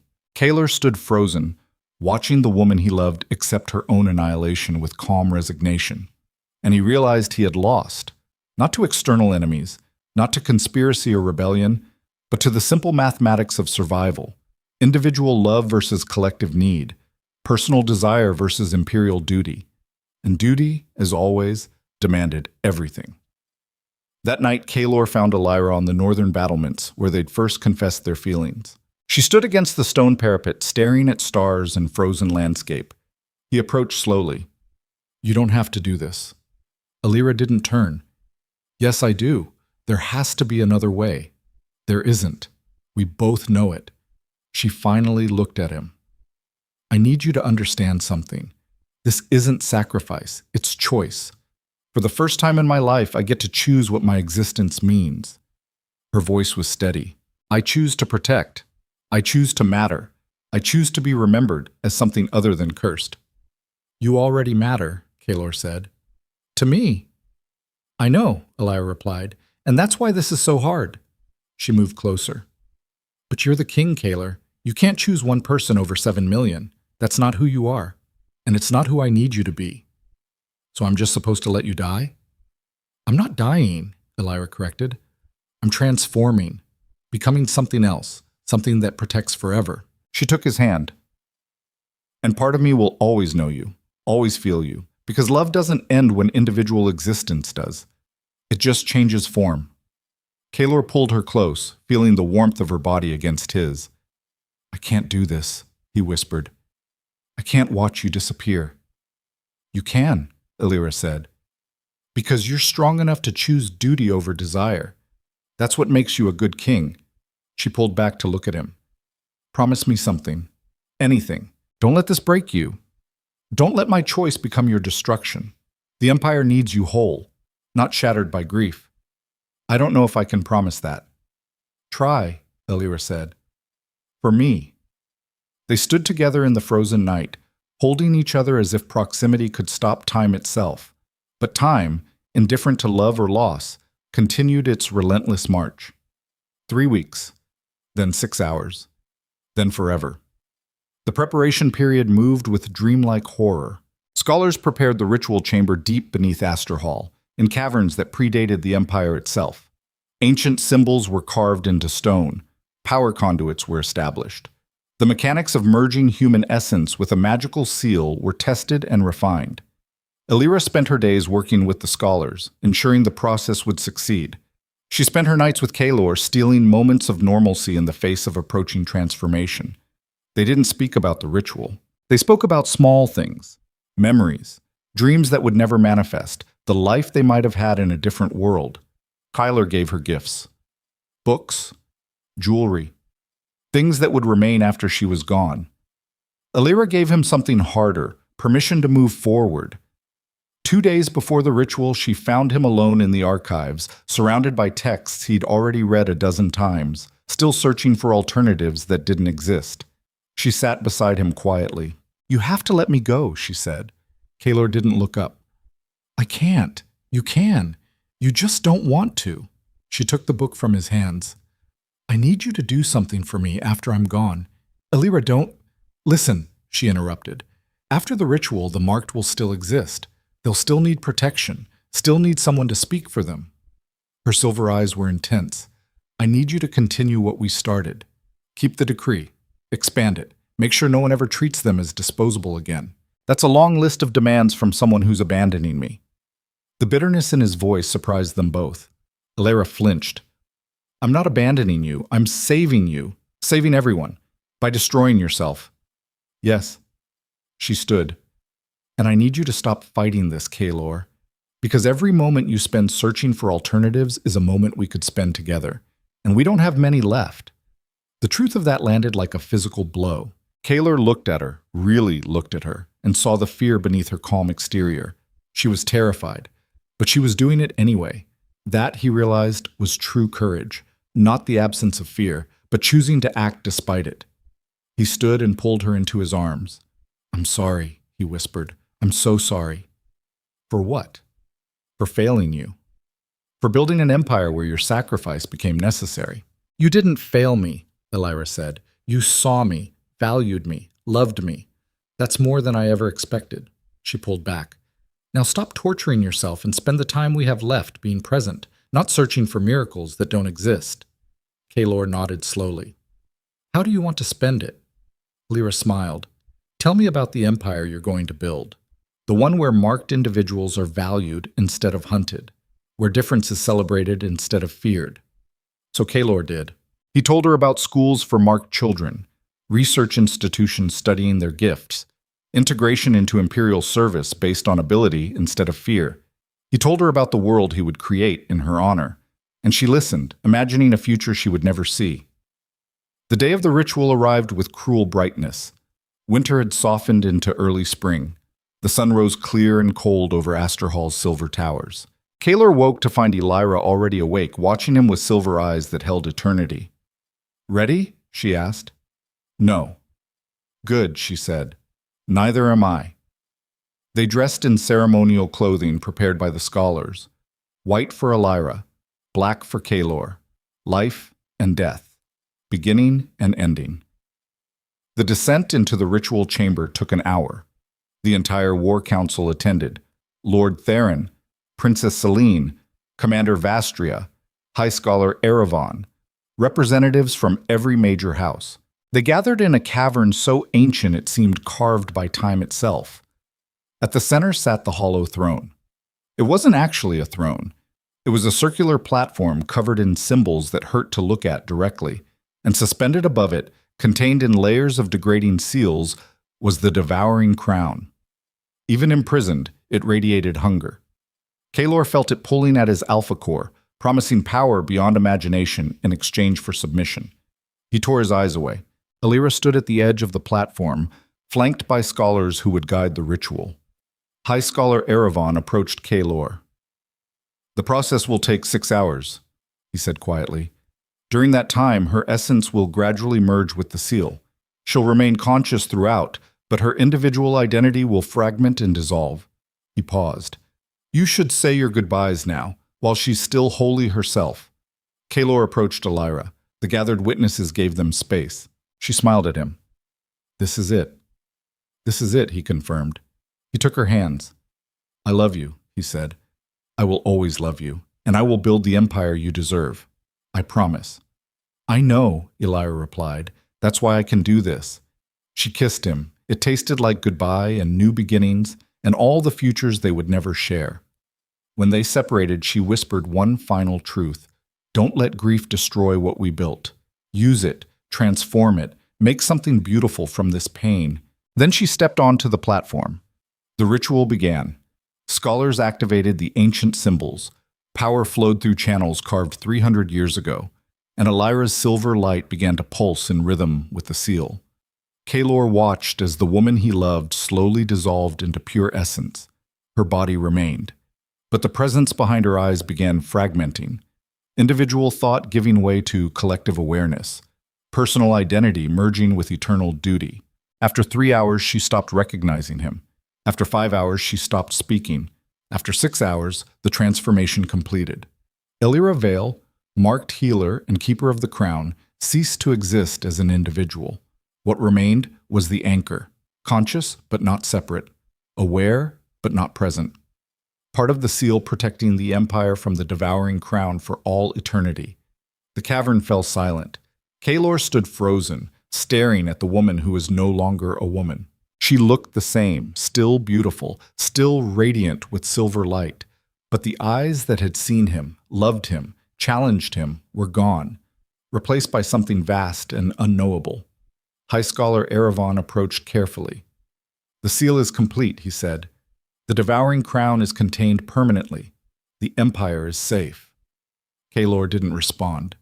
He couldn't speak, couldn't process what he'd just witnessed.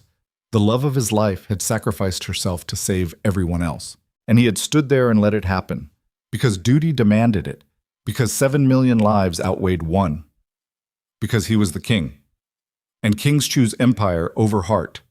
Lord Theron touched his shoulder gently. "Come," he said. "There's nothing more to be done here." Kaelor allowed himself to be led from the cavern. Behind him, the anchor that had been Alira continued its eternal vigil, protecting, preserving, sacrificing individual existence for collective survival. The empire was saved, and Kaelor's heart was destroyed. 3 days passed in numb fog. Kaelor functioned. He attended council meetings, signed decrees, met with ambassadors. But he wasn't present. Part of him remained in that cavern, watching the woman he loved dissolve into duty. On the 4th day, Princess Selene confronted him. She found him alone in the war room, staring at maps he wasn't seeing. "You need to grieve," she said. "I don't have time to grieve." "You have to make time," Selene insisted, "because if you don't, the grief will consume you anyway, just more slowly." Kaelor finally looked at her. She gave everything. "How do I move forward from that?" "By honoring it," Selene replied. "By building the empire she died to protect. By making her sacrifice mean something." She moved closer. "You loved her. That's not weakness. That's what makes you capable of this." "Capable of what?" "Continuing," Selene said. "Choosing to lead even when it costs everything. That's what separates good rulers from tyrants. Tyrants don't feel the weight. Good rulers do, and they carry it anyway." Kaelor was silent for a long moment. Then he said something that surprised them both. "I want to step down." Selene went still. "What?" "I want to abdicate. Name you queen. Let someone else carry this. You don't mean that." "Don't I?" Kaelor's voice was hollow. "I just sacrificed the woman I love to save an empire built on systematic murder. What kind of kingdom is worth that price?" "The kind that learns from its mistakes," Selene said firmly. The kind that transforms horror into wisdom. She gripped his shoulders. You can't step down, Kaelor. Not now. Because Elira didn't sacrifice herself for the Empire as it was. She sacrificed herself for the Empire you're going to build, the one where marked individuals are valued, where difference is celebrated, where systematic murder becomes impossible because the law itself has changed. Kaelor felt something crack inside his chest, and grief, hot and overwhelming, finally broke through. He collapsed into a chair, shoulders shaking with sobs he'd been holding back for days. Celine held him while he wept. For Elira. For the future they'd never have. For the weight of duty that demanded everything and gave nothing back. When the storm finally passed, Kaelor looked up with red eyes. I don't know if I can do this. You can, Celine said, because she believed you could, and her faith has to mean something. She paused. Grieve. Feel everything. But don't let it destroy you, because the Empire needs what you're becoming, a king who understands the cost of power, who chooses wisdom over dominance, who builds instead of conquers. Kaelor nodded slowly. Then he made a decision that would define everything that followed. I'm not abdicating, but I'm changing how I rule. No more decisions made in isolation. No more assuming strength means dominance. He looked at Celine. I want you as co-regent, equal authority, equal responsibility. The Empire will be ruled by both of us. Celine's eyes widened. That's unprecedented. So was everything Elira and I did, Kaelor replied. We're building something new. Might as well make it official. He stood. And I'm formalizing protection for the marked into constitutional law. Not just a decree. Fundamental structure that can't be changed by future rulers. What else? Kaelor's expression hardened. We're going to find out how deep Valor's conspiracy went, because the scorched hand is still out there. The rot he uncovered is still spreading, and Elira sacrificed herself to give us time to root it out completely. He moved to the window. She bought us the future. Now we have to build something worth the price she paid. Celine stood beside him. Then let's get to work. But as they planned, neither of them noticed the shadow watching from the corridor. Lord Theron stood in darkness, listening to every word. His expression was unreadable, and when he finally turned and walked away, his destination was not his chambers. He descended into the oldest parts of Asterhall, into tunnels that predated the Empire, into caverns where ancient power still pulsed, and there, in a chamber no one else knew existed, he met with figures cloaked in darkness. You were right, Theron said quietly. The king has been compromised. His judgment clouded by emotion. The figures shifted. One spoke with a voice like grinding stone. The woman is gone. The seal is complete. And the Empire is vulnerable. Theron nodded. He's talking about constitutional reform. Sharing power. Weakening central authority. Unacceptable. I know. The figure leaned forward. Can you do what's necessary? Theron was quiet for a long moment. Then he said the words that would shatter everything. Yes, I can. Good. Because the Empire cannot survive this weakness. And if Kaelor Draven won't provide the strength required, the figure's eyes glowed in the darkness. Then we'll find someone who will. Theron turned to leave, but the figure stopped him with one final question. Do you understand what you're agreeing to? What this will cost? Theron's jaw tightened. I understand, but the Empire is more important than any individual, even the king. Especially the king, the figure corrected. Theron left the chamber, and in the darkness behind him, the conspiracy that had been waiting for exactly this moment began to move.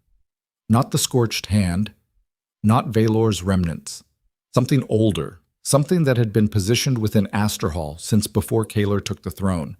Something that had been playing the longest game of all. And Kaelor, grief-stricken and vulnerable, had no idea that his oldest friend had just become his greatest enemy. The Empire was about to fracture from within, and this time the betrayal would come from the one person Kaelor had never questioned, the one person he'd trusted absolutely, the man who had stood beside him through every battle, every crisis, every impossible choice. Lord Theron Mordaunt, the friend who had decided that saving the Empire required destroying the king. The first sign of betrayal arrived with dawn. Kaelor woke to find palace guards outside his chambers had been replaced. Not with unfamiliar soldiers, which would have triggered immediate alarm, but with Theron's personal regiment. Men loyal to the commander for decades, now standing where royal guards should be. The shift was subtle, almost reasonable, but Kaelor had survived 13 years of rulership by recognizing patterns others missed, and this pattern screamed danger. He dressed quickly, strapping on weapons he hadn't worn inside Asterhall since the Unification Wars. Then he stepped into the corridor and addressed the nearest guard with casual authority. "Where's Captain Voss?" The guard's eyes flickered. "Just for a moment." "Reassigned, Your Majesty." Lord Theron felt additional security was necessary given recent events. "Recent events," Kaelor repeated. "You mean the ritual 3 days ago?" The guard nodded. "Lord Theron believed you required protection during your period of grief. The words were correct. The tone was wrong, too formal, too rehearsed. These weren't guards. They were jailers pretending to be guards." Kaelor felt ice spread through his chest. "Tell Lord Theron I want to see him, immediately." "Of course, Your Majesty." But the guard didn't move, didn't dispatch a runner, didn't even reach for the communication crystals embedded in the walls. He just stood there, blocking the corridor with polite inflexibility. Understanding crashed over Kaelor like frozen water. He was a prisoner in his own palace. The realization should have triggered panic. Instead, it triggered something colder and more dangerous. Calculation. Kaelor had built an empire through strategic thinking and ruthless decisiveness. Grief had dulled those instincts for 3 days, but threat had a way of sharpening focus better than any amount of rest. He turned and walked back into his chambers, closed the door, then immediately opened the hidden passage behind his wardrobe that led to the servant corridors. Every ruler who survives learns to build escape routes. Kaelor had built 17. The passage descended through darkness, lit only by memory and desperate urgency. He moved quickly but quietly, mind racing through possibilities. Theron had positioned his forces, replaced key personnel, isolated the king from loyal supporters. This wasn't improvisation. This was a coup that had been planned for weeks, maybe months. The passage emerged in the kitchen storage chambers where servants prepared meals for the lower palace. Kaelor stepped into organized chaos, immediately recognizing the head cook, a woman named Marta, who had served Asterhall for 30 years. She saw him and dropped the pot she was holding.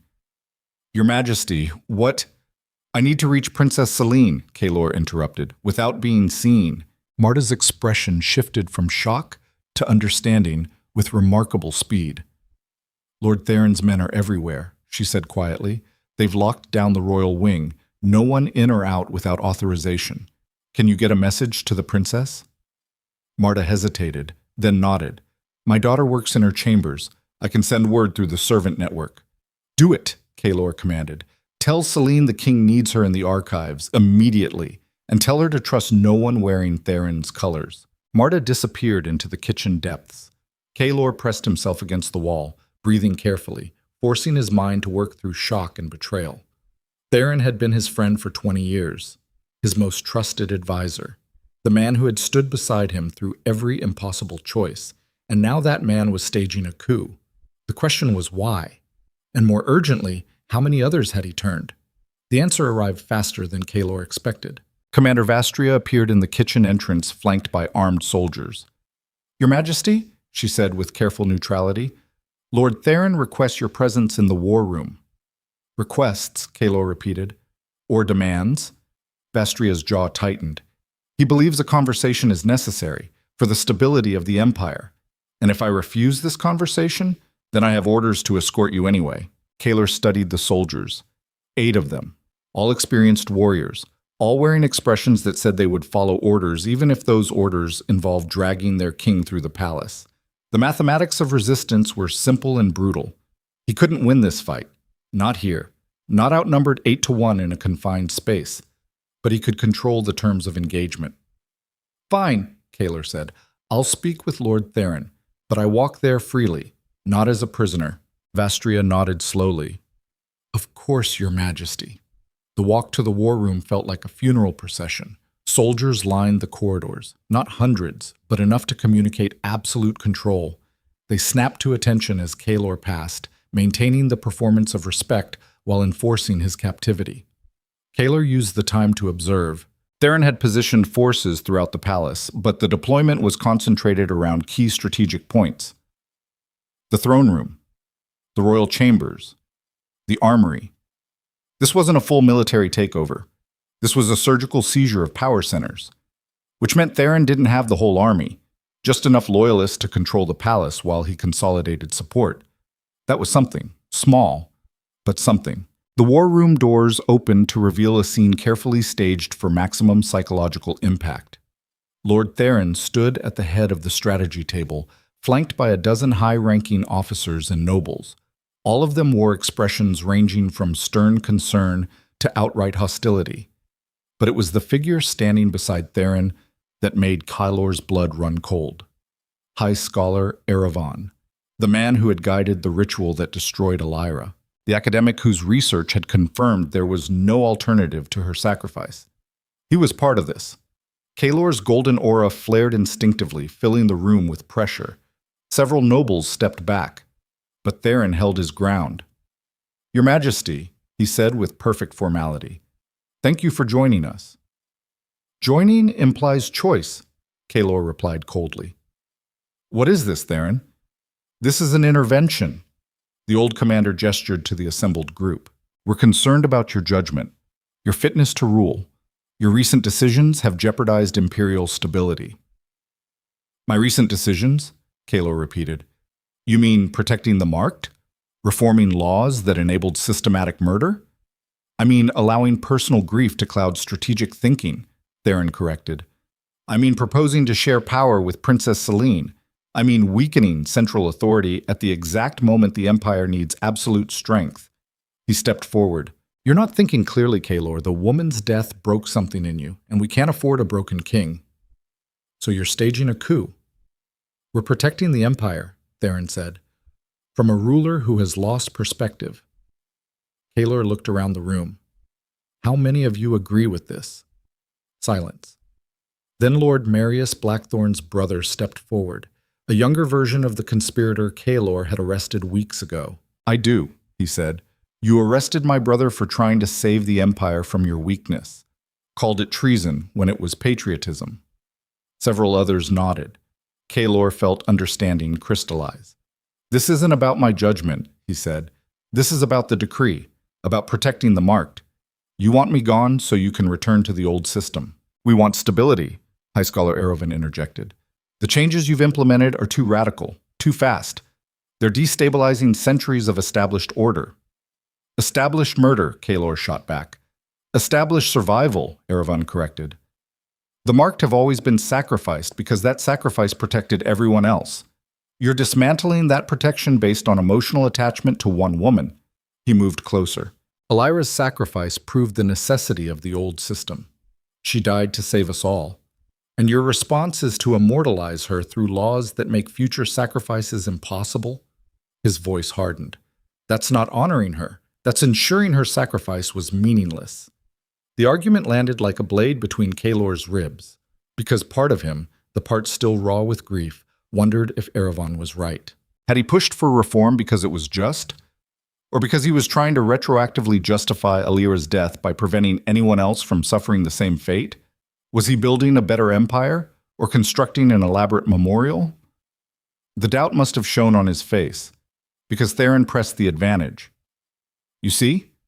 Even you're uncertain. That uncertainty will destroy us." He gestured to the assembled nobles. "We're offering you a choice, Kaelor. Step down voluntarily. Name a successor. Retire with honor and dignity intact. And if I refuse?" "Then we remove you by force," Theron said quietly. "And it won't be honorable." Kaelor met his oldest friend's eyes. 20 years, he said. 20 years of fighting together, building this empire together. And you betray me the moment I show vulnerability? "I'm not betraying you," Theron replied. "I'm saving you from yourself." His expression was pained. "You changed after she arrived. Started questioning everything. Started choosing compassion over strength. And I watched it happen, hoping you'd find balance." He shook his head. "But you didn't. You went too far. And now the empire is fracturing because nobles see weakness where they need to see power." "So you're restoring power," Kaelor said, "by overthrowing your king. By preventing you from destroying everything we built, Theron corrected. The room fell silent. Kaelor stood at the center of that silence, feeling the weight of impossible choices. He could surrender, step down, accept exile. The Empire would stabilize under new leadership. Theron would restore the old order. The Marked would return to being hunted. Everything Elira died for would be erased. Or he could fight, outnumbered, isolated, with no clear path to victory, risk everything for principles that might be wrong, for reforms that might actually destabilize the Empire beyond repair. The calculus of leadership had never been crueler, and then Princess Celine's voice cut through the tension like a blade. "You're all fools." She stepped into the war room flanked by her own guards, her expression blazing with fury. "Celine," Theron said, this concerns everyone," she interrupted, "because you're staging a coup based on a fundamental misunderstanding of power." She moved to stand beside Kaelor. "You think his reforms show weakness, that protecting the Marked makes the Empire vulnerable." Her voice hardened. "But you're confusing cruelty with strength, confusing systematic murder with stability. The old system didn't make us strong, it made us brittle, and brittle things shatter." Lord Blackthorn's brother sneered. "Pretty words, Princess. But words don't hold empires together." "No," Celine agreed, "legitimacy does. And the moment you remove a lawful king through force, you destroy the very legitimacy you claim to protect." She swept the room with her gaze. "Every noble here has benefited from imperial law, from succession rules and inheritance rights, and the stability of predictable governance." She paused. "But law only works when it applies equally, when it protects kings and servants alike. The moment you decide some lives are expendable for political convenience, you've made all lives expendable, including yours." The argument landed hard. Several nobles exchanged uncertain glances. High Scholar Erovan stepped forward. "The princess makes compelling points, but philosophy doesn't change reality. The king's judgment is compromised, his reforms are destabilizing, and we have a responsibility to act." "Then let the council vote," Celine said. "Formally. Publicly. If the majority of noble houses truly believe Kaelor should be removed, let them say so openly." She looked at Theron. "Unless you're afraid they won't support this coup when forced to attach their names to it?" Theron's expression darkened. "This isn't a coup. This is necessary intervention." "Then prove it," Celine challenged. "Call the full Imperial Council, present your case, let every house vote." The war room went quiet. Because Celine had just exposed the weakness in Theron's position. He had enough support to seize the palace, but he didn't have majority support across the Empire. Not yet. Maybe not ever. And forcing a public vote would reveal that. Theron knew it. The nobles knew it. And Kaelor, watching his oldest friend's calculation, felt something shift. This wasn't about principle. This was about power. Theron had seen an opportunity in Kaelor's grief and seized it. But he'd moved too quickly, before securing enough political support to make the coup irreversible, which meant there was still a chance, small, dangerous, but a chance. Kaelor stepped forward. "Call the vote," he said quietly. "Convene the full Imperial Council. Let every house decide."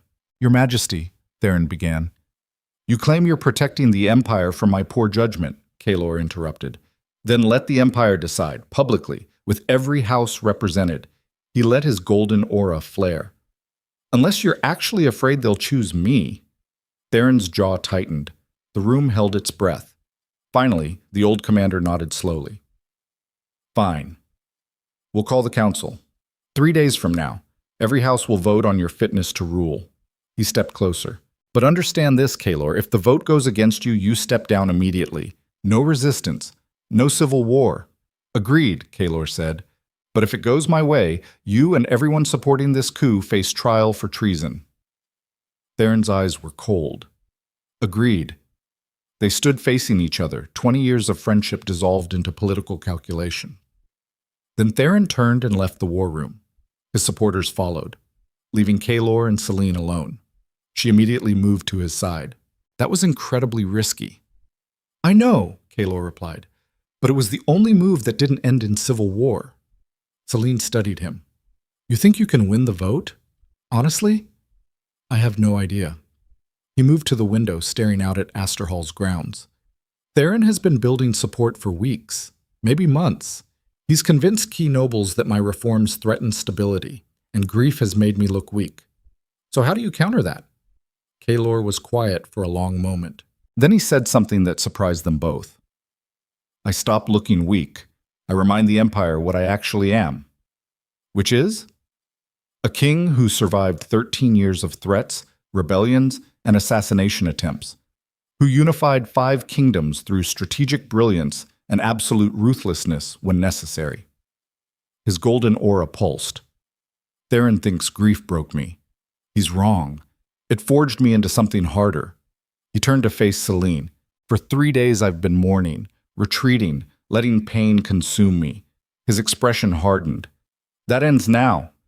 We have 3 days before the vote. We use them to remind every noble house why they bent the knee in the first place. How? Kaelor smiled grimly. We go on the offensive, visit every wavering house personally, show them I'm not some grief-stricken shell. I'm the same king who conquered their territories and forced unity through superior strategy. And if they still vote against you? Then I lose, Kaelor said. But I lose fighting, not surrendering. Celine nodded slowly. I'll prepare the travel arrangements. She paused. There's something else you should know. What? The servant network brought me information. Marta's daughter overheard Theron's officers talking. Kaelor waited. They're planning to rig the vote. Not overtly, but through intimidation, threats to houses that might support you. Of course they are, Kaelor said. So even if you win the genuine count, they'll claim victory through manufactured consensus. Kaelor felt rage building in his chest like magma. Then we need insurance, something that forces honesty. Like what? He thought for a moment, then smiled dangerously. We make the vote public, not just to the nobles, to everyone. Broadcast it across the entire empire through communication crystals. Let every citizen watch their lords decide. Celine's eyes widened. That's never been done. Exactly, Kaelor said, which means Theron won't expect it, and once it's public, he can't manipulate results without being exposed as a fraud. She grinned. That's brilliant. It's desperate, Kaelor corrected, but desperate is all we have. The next 3 days became a whirlwind of strategic calculation and political warfare. Kaelor traveled to 6 major houses, arriving unannounced with Princess Celine and a small honor guard. Each visit followed the same pattern. He would appear at their gates, demonstrating strength, not weakness. His golden aura blazing, his presence commanding. Every inch the Alpha Sovereign who had forged an empire from chaos. Then he would make his case, not with pleading, not with compromise, with brutal honesty. He told them about Vaelor's conspiracy, about the Hollow Throne, about Elira's sacrifice and what it revealed about the Empire's foundation. He admitted his grief openly, refused to hide vulnerability, but he framed that vulnerability as strength. Only weak rulers pretend to be invincible, he told Lord Garrett Valtris during their second meeting. Strong rulers acknowledge pain and choose to act despite it. He reminded them of his 13-year record. The border conflicts resolved, the rebellions crushed, the stability maintained, and he made clear what was at stake. Theron wants to return us to the old system, he said to Lady Mira Corwin, where the market are hunted, where systematic murder is policy, where we pretend that cruelty equals strength. He paused. But I've learned something these past months. Cruelty doesn't make empires strong, it makes them fragile. Because people held through fear will rebel the moment that fear falters. His golden aura pulsed. I'm building something different. An empire held through legitimacy, through law that protects everyone, through genuine strength that doesn't require constant violence to maintain. Not all of them were convinced, but enough wavered, enough to make the vote uncertain. On the second night, Kaelor received a message. It arrived through the servant network, written in careful script on plain parchment. The handwriting was Marta's, but the words were someone else's. The vote will be close. Theron has 12 houses confirmed. You have 9. 6 are undecided. 3 refuse to declare. Victory requires 16 votes. The mathematics were brutal. Kaelor needed to flip at least 7 wavering or uncommitted houses in one day. He showed the message to Celine. She read it and swore quietly. This is going to come down to individual conversations, personal persuasion. Then we split up, Kaelor said. You take 3 houses, I'll take 4. We only have 18 hours before the council convenes. Then we don't sleep. They worked through the night. Kaelor visited House Morven, House Caldris, House Thorn, and House Vesper. Each conversation was different. Lord Morven cared about trade stability. Kaelor promised expanded merchant protections and reduced tariffs. Lady Caldris wanted assurance that reform wouldn't destabilize succession law. Kaelor provided detailed legal frameworks. House Thorn feared border vulnerability. Kaelor outlined military restructuring that maintained defensive strength while reducing internal oppression. House Vesper simply wanted to be on the winning side. Kaelor made it clear which side that was. By dawn, he had commitments from 3 of the 4. House Thorn remained undecided. Selene returned with similar results. 2 commitments. 1 refusal, 1 undecided. They met in Kaelor's chambers as sunrise painted Asterhall's towers gold. We're still short, Selene said, by at least 2 votes. Then we need something dramatic, Kaelor replied. Something that shifts the entire conversation. Like what? He thought for a moment. Then he knew. We make Elira visible. Selene frowned. What do you mean? She's gone. Her body isn't, Kaelor said. She's still down in that cavern, still anchoring the seal, still protecting the Empire. He stood. We bring the council to her, force them to see what she sacrificed, make them confront the human cost of the old system. That's risky, Kaelor finished. I know, but we're out of safe options. The Imperial Council convened at midday in the Grand Assembly Hall. Every major house sent representatives. The room filled with nobles wearing their house colors, political allegiances displayed like armor. Theron stood at the front, his expression confident. Too confident. Kaelor felt warning bells ringing in his mind. Something was wrong. Princess Selene felt it too. She leaned close and whispered, He has something planned, some ace he's holding. Then we improvise, Kaelor murmured back. The session began with ritual formality. High Scholar Erevan read the charges against Kaelor's fitness to rule. Compromised judgment, dangerous reforms, destabilizing policies. Each accusation was framed as concern rather than condemnation, protecting the Empire from a well-meaning but misguided sovereign. Then Theron spoke. He was eloquent, reasonable. He praised Kaelor's accomplishments while questioning his recent decisions. He painted a picture of a great king brought low by personal tragedy. It was masterful political theater, and it was working. Kaelor could see wavering nobles nodding along. When Theron finished, the room erupted in murmured conversation. Then it was Kaelor's turn. He stood and let his golden aura fill the hall. Every conversation died instantly. Lord Theron has spoken eloquently about my compromised judgment, Kaelor began, about how grief has clouded my thinking, how personal tragedy has led to dangerous policy. He paused. And he's right. I am changed by what happened, by what I witnessed, by what the Empire demanded. He looked directly at Theron. But change isn't weakness, it's growth. And what I've grown to understand is this. The old system was built on a foundation of murder, systematic, organized, justified through necessity. His voice hardened. Elira Vale sacrificed herself to save us all. She became part of the seal protecting the Empire from the devouring crown. And she did it willingly. He gestured toward the caverns below. Her body is still down there, still conscious, still aware, still protecting every person in this room. Kaelor moved through the assembly. You want to vote on my fitness to rule? Fine. But first, come see what your fitness to be ruled has cost. Confusion rippled through the hall. What are you proposing? Someone asked. I'm proposing we move this vote to the ritual chamber, Kaelor said, where the anchor that was Elira Vale maintains eternal vigil. Let you all see firsthand what the old system demanded, what we sacrificed to maintain stability. Theron's expression darkened. That's theatrics, not governance. That's honesty, Kaelor shot back. Something this council desperately needs. He faced the assembled nobles. If you're going to vote to remove me and return to the old ways, you should see what those old ways actually cost.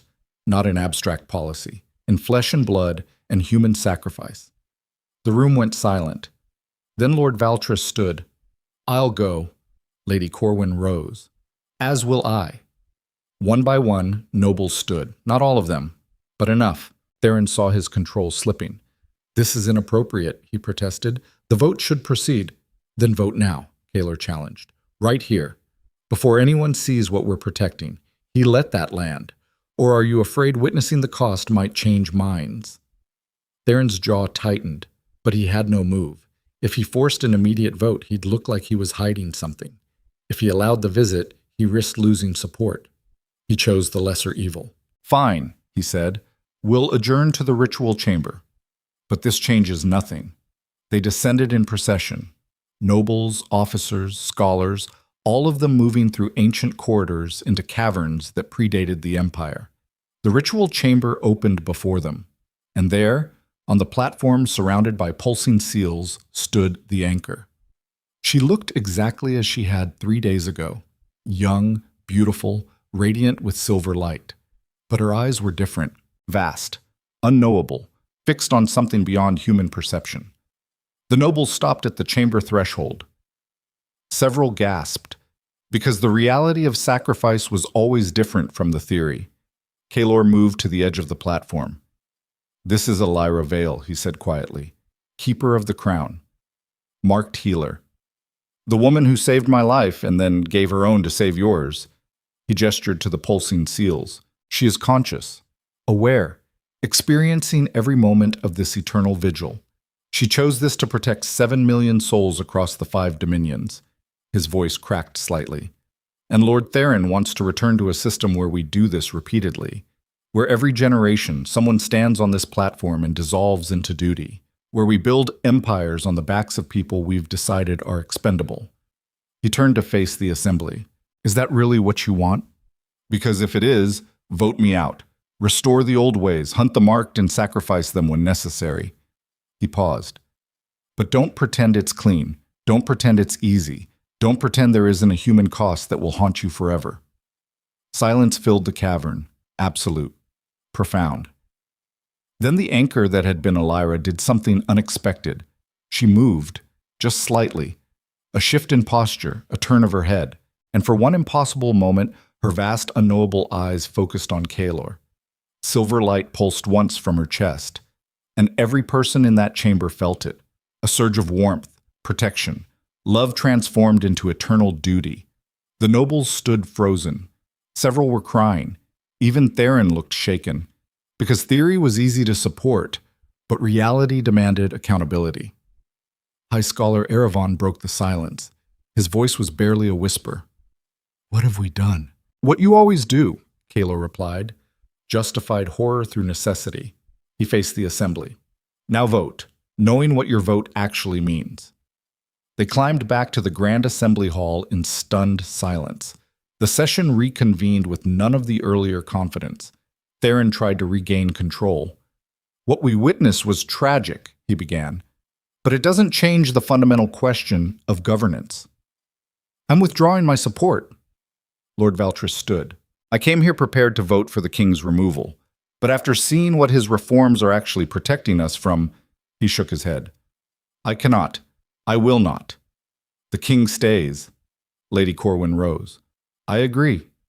One by one, nobles stood and declared, not all of them, but more than expected. The tide was turning. Kaelor watched Theron's expression harden with desperate calculation, and he knew what was coming. The old commander had one final move, one last desperate play. Theron stood and his hand dropped to his sword. Then, "I invoke the right of challenge," he said clearly. The hall went deathly silent. The right of challenge was ancient law, predating the Empire, a way to resolve leadership disputes through single combat. It was rarely used, because it was final. Winner took power, loser died. Kaelor felt his heart rate steady. Of course, Theron had always been willing to do what was necessary, even if necessary meant killing his oldest friend. "You're challenging me to combat?" Kaelor asked quietly. "For the Empire," Theron replied. "One of us leads. One of us dies. The council accepts the victor." He drew his blade. "Unless you're too weak to fight?" Kaelor looked at Princess Selene. She nodded once, accepting the necessity. Then he looked at the assembled nobles and made his choice. He drew his sword. The blade sang as it cleared the scabbard, golden light running along its edge. "I accept your challenge," Kaelor said. His voice carried alpha authority that rattled bones. "Right here. Right now. Witnessed by the full Imperial Council." Theron smiled grimly. "Then let's end this." Guards cleared the center of the hall. Nobles pressed against the walls. And in the space created, two men who had built an empire together prepared to destroy each other. For loyalty. For principle. For the future of 7 million souls. The fight would be brutal. The outcome uncertain. And when the blood finally stopped flowing, the empire would never be the same. Kaelor raised his blade. Theron matched him. And in the heartbeat before steel met steel, before violence erased friendship forever, Kaelor understood something fundamental. This was what power actually cost. Not speeches, not policy. Blood. Always blood. The blades crashed together with a sound like thunder, and the empire held its breath. The blades met with a sound that echoed through the Grand Assembly Hall like the breaking of the world itself. Steel scraped against steel, golden light flaring where Kaelor's aura-charged edge ground against Theron's perfectly balanced weapon. For a heartbeat, they stood locked, muscle straining against muscle, 20 years of partnership compressed into the single moment of absolute opposition. Then they broke apart, circled. The hall was silent except for breathing and the whisper of boots on marble. Kaelor moved with alpha fluidity, each step calculated, each shift in weight deliberate. 13 years of rulership had kept him sharp, but grief had slowed him, made him hesitate fractionally where before he would have committed instantly. Theron saw it. The old commander attacked with veteran efficiency, blade slicing toward Kaelor's exposed shoulder. No wasted movement, no telegraphed intent, just economical violence honed through 3 decades of warfare. Kaelor barely parried in time.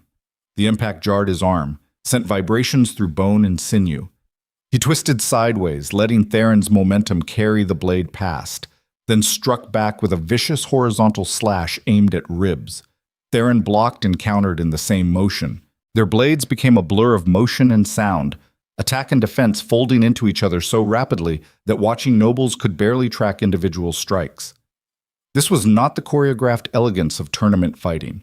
This was battlefield pragmatism. Veterans who understood that survival meant speed, precision, and ruthless exploitation of any opening. Kaelor feinted high and struck low. Theron read the deception and stepped back, his counter-slash opening a thin line across Kaelor's forearm. First blood. The crowd gasped. Kaelor felt pain register distantly, his mind already calculating the damage. Superficial, wouldn't affect grip strength, but it communicated something dangerous. Theron was faster than expected. The years had not dulled him the way grief had dulled Kaelor. They separated again, breathing harder now. "You're slower than you were," Theron said quietly. "Grief has made you hesitant." "Maybe," Kaelor replied. "Or maybe I've learned that hesitation isn't always weakness." He shifted his stance. "You taught me that, actually. During the siege of Korvath, you said the difference between a good commander and a dead one is knowing when to strike and when to wait." Theron's expression flickered. "I also taught you that waiting too long gets everyone killed." He attacked again. This exchange was more brutal. Theron drove forward with relentless pressure, forcing Kaelor backward step by step. Each strike came faster than the last, a cascade of violence designed to overwhelm defense through sheer volume. Kaelor gave ground steadily, blade deflecting attacks by the narrowest margins. To the watching nobles, it looked like retreat, like the king was being systematically dismantled by his more experienced opponent. But Princess Selene, standing at the edge of the cleared space, saw something different. Kaelor wasn't retreating. He was learning. Each exchange taught him Theron's rhythm. Each deflection mapped the old commander's preferred angles. Kaelor was sacrificing space to gain information, trading immediate advantage for strategic understanding. It was the approach that had won him the unification wars, patience disguised as desperation. Theron pressed harder, sensing victory. He drove Kaelor back against the wall, blade work becoming more aggressive, more committed. This was the killing sequence, the final push that would end the fight. His sword thrust toward Kaelor's heart with lethal precision, and Kaelor was no longer there. He twisted sideways at the last possible instant, letting the blade pass so close it scraped armor. Then he grabbed Theron's extended sword arm, using the momentum to pull the commander off balance. Theron stumbled forward. Kaelor's blade pressed against his throat. For 3 heartbeats, the hall held its breath. Kaelor could end it right now. One slash. Quick. Final. The old system would die with Theron. The coup would collapse. Reform would continue unopposed. All it required was killing the man who had stood beside him for 20 years. The man who had saved his life during the Battle of Iron Ridge. The man who had been more than advisor, more than commander. Brother in everything but blood. Kaelor's hand trembled, and Theron felt it. "Do it," the old commander said quietly, "if you're strong enough." Kaelor met his eyes, saw resignation there, and something else. Relief. Because Theron understood what Kaelor was only now realizing. This wasn't about power or principle. This was about fear. Theron had staged the coup because he was terrified of watching the empire he'd helped build transform into something he no longer recognized. Because change, even necessary change, felt like betrayal of everything they'd sacrificed to create. He wasn't evil, he was afraid. And fear, Kaelor understood with sudden clarity, had driven almost every terrible decision in this story. Kaelor's conspiracy, the hollow vein, the systematic hunting of marked individuals, the ancient treaty requiring sacrifice, all of it rooted in fear of the unknown, fear of difference, fear of losing control. Even Kaelor's own initial resistance to reform had come from fear of admitting he'd been wrong. Fear was the true enemy.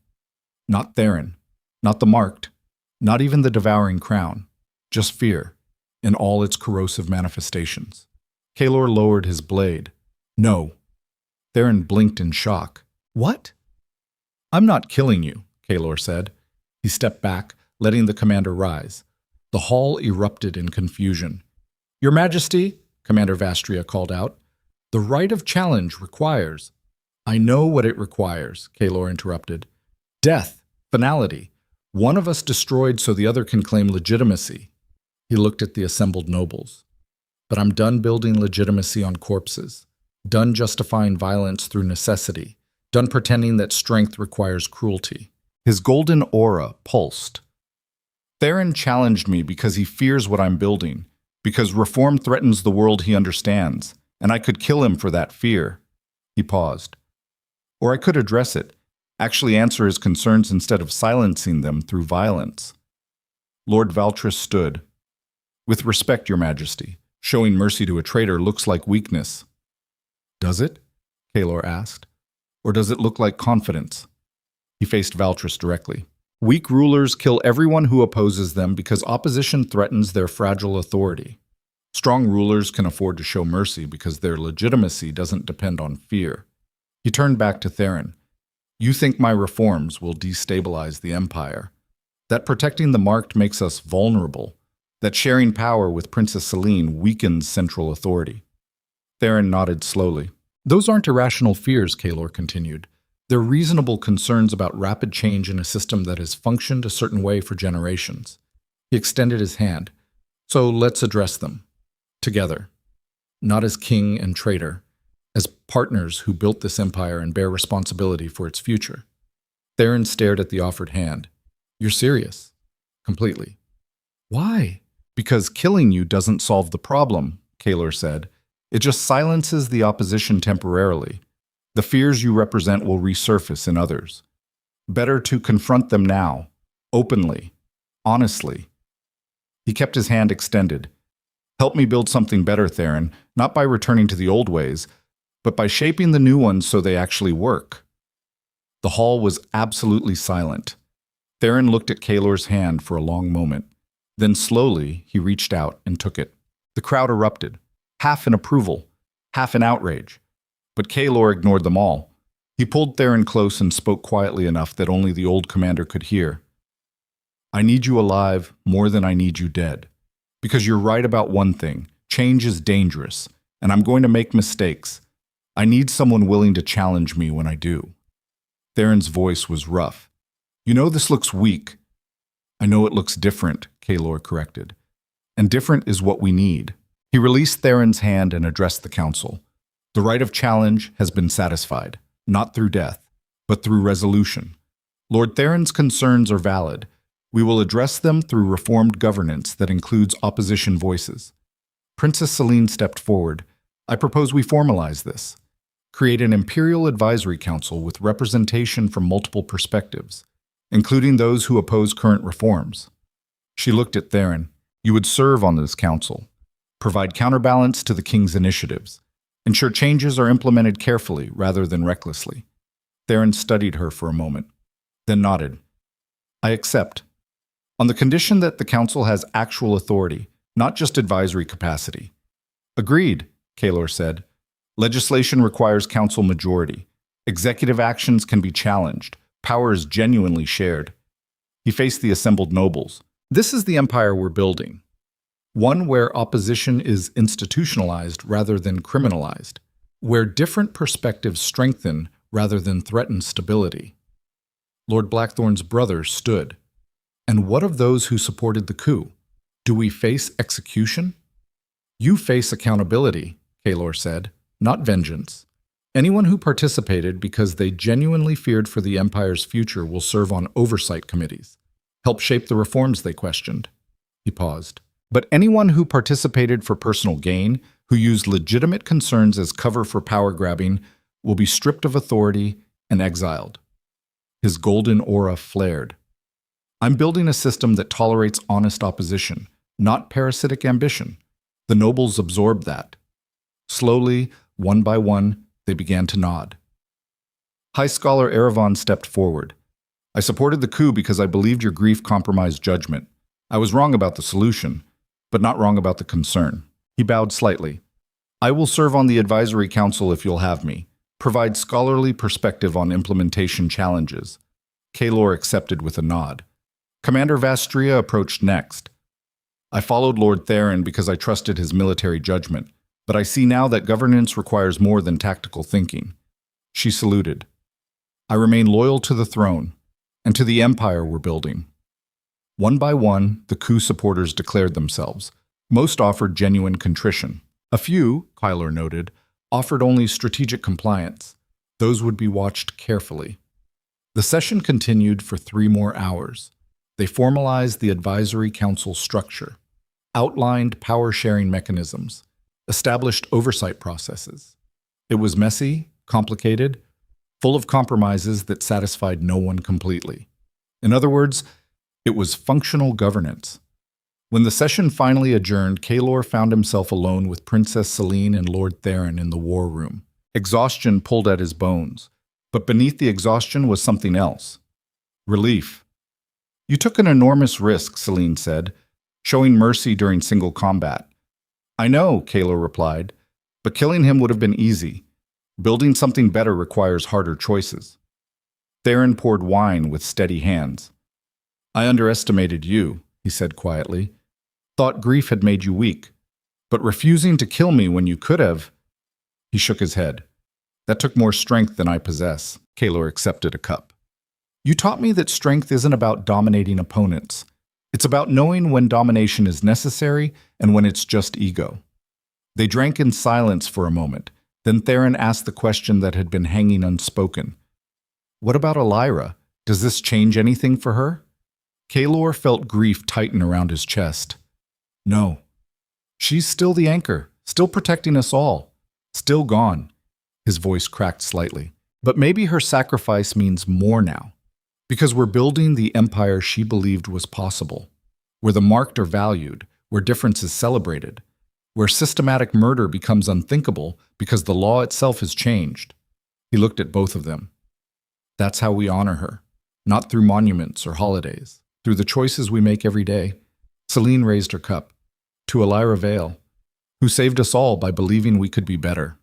They drank.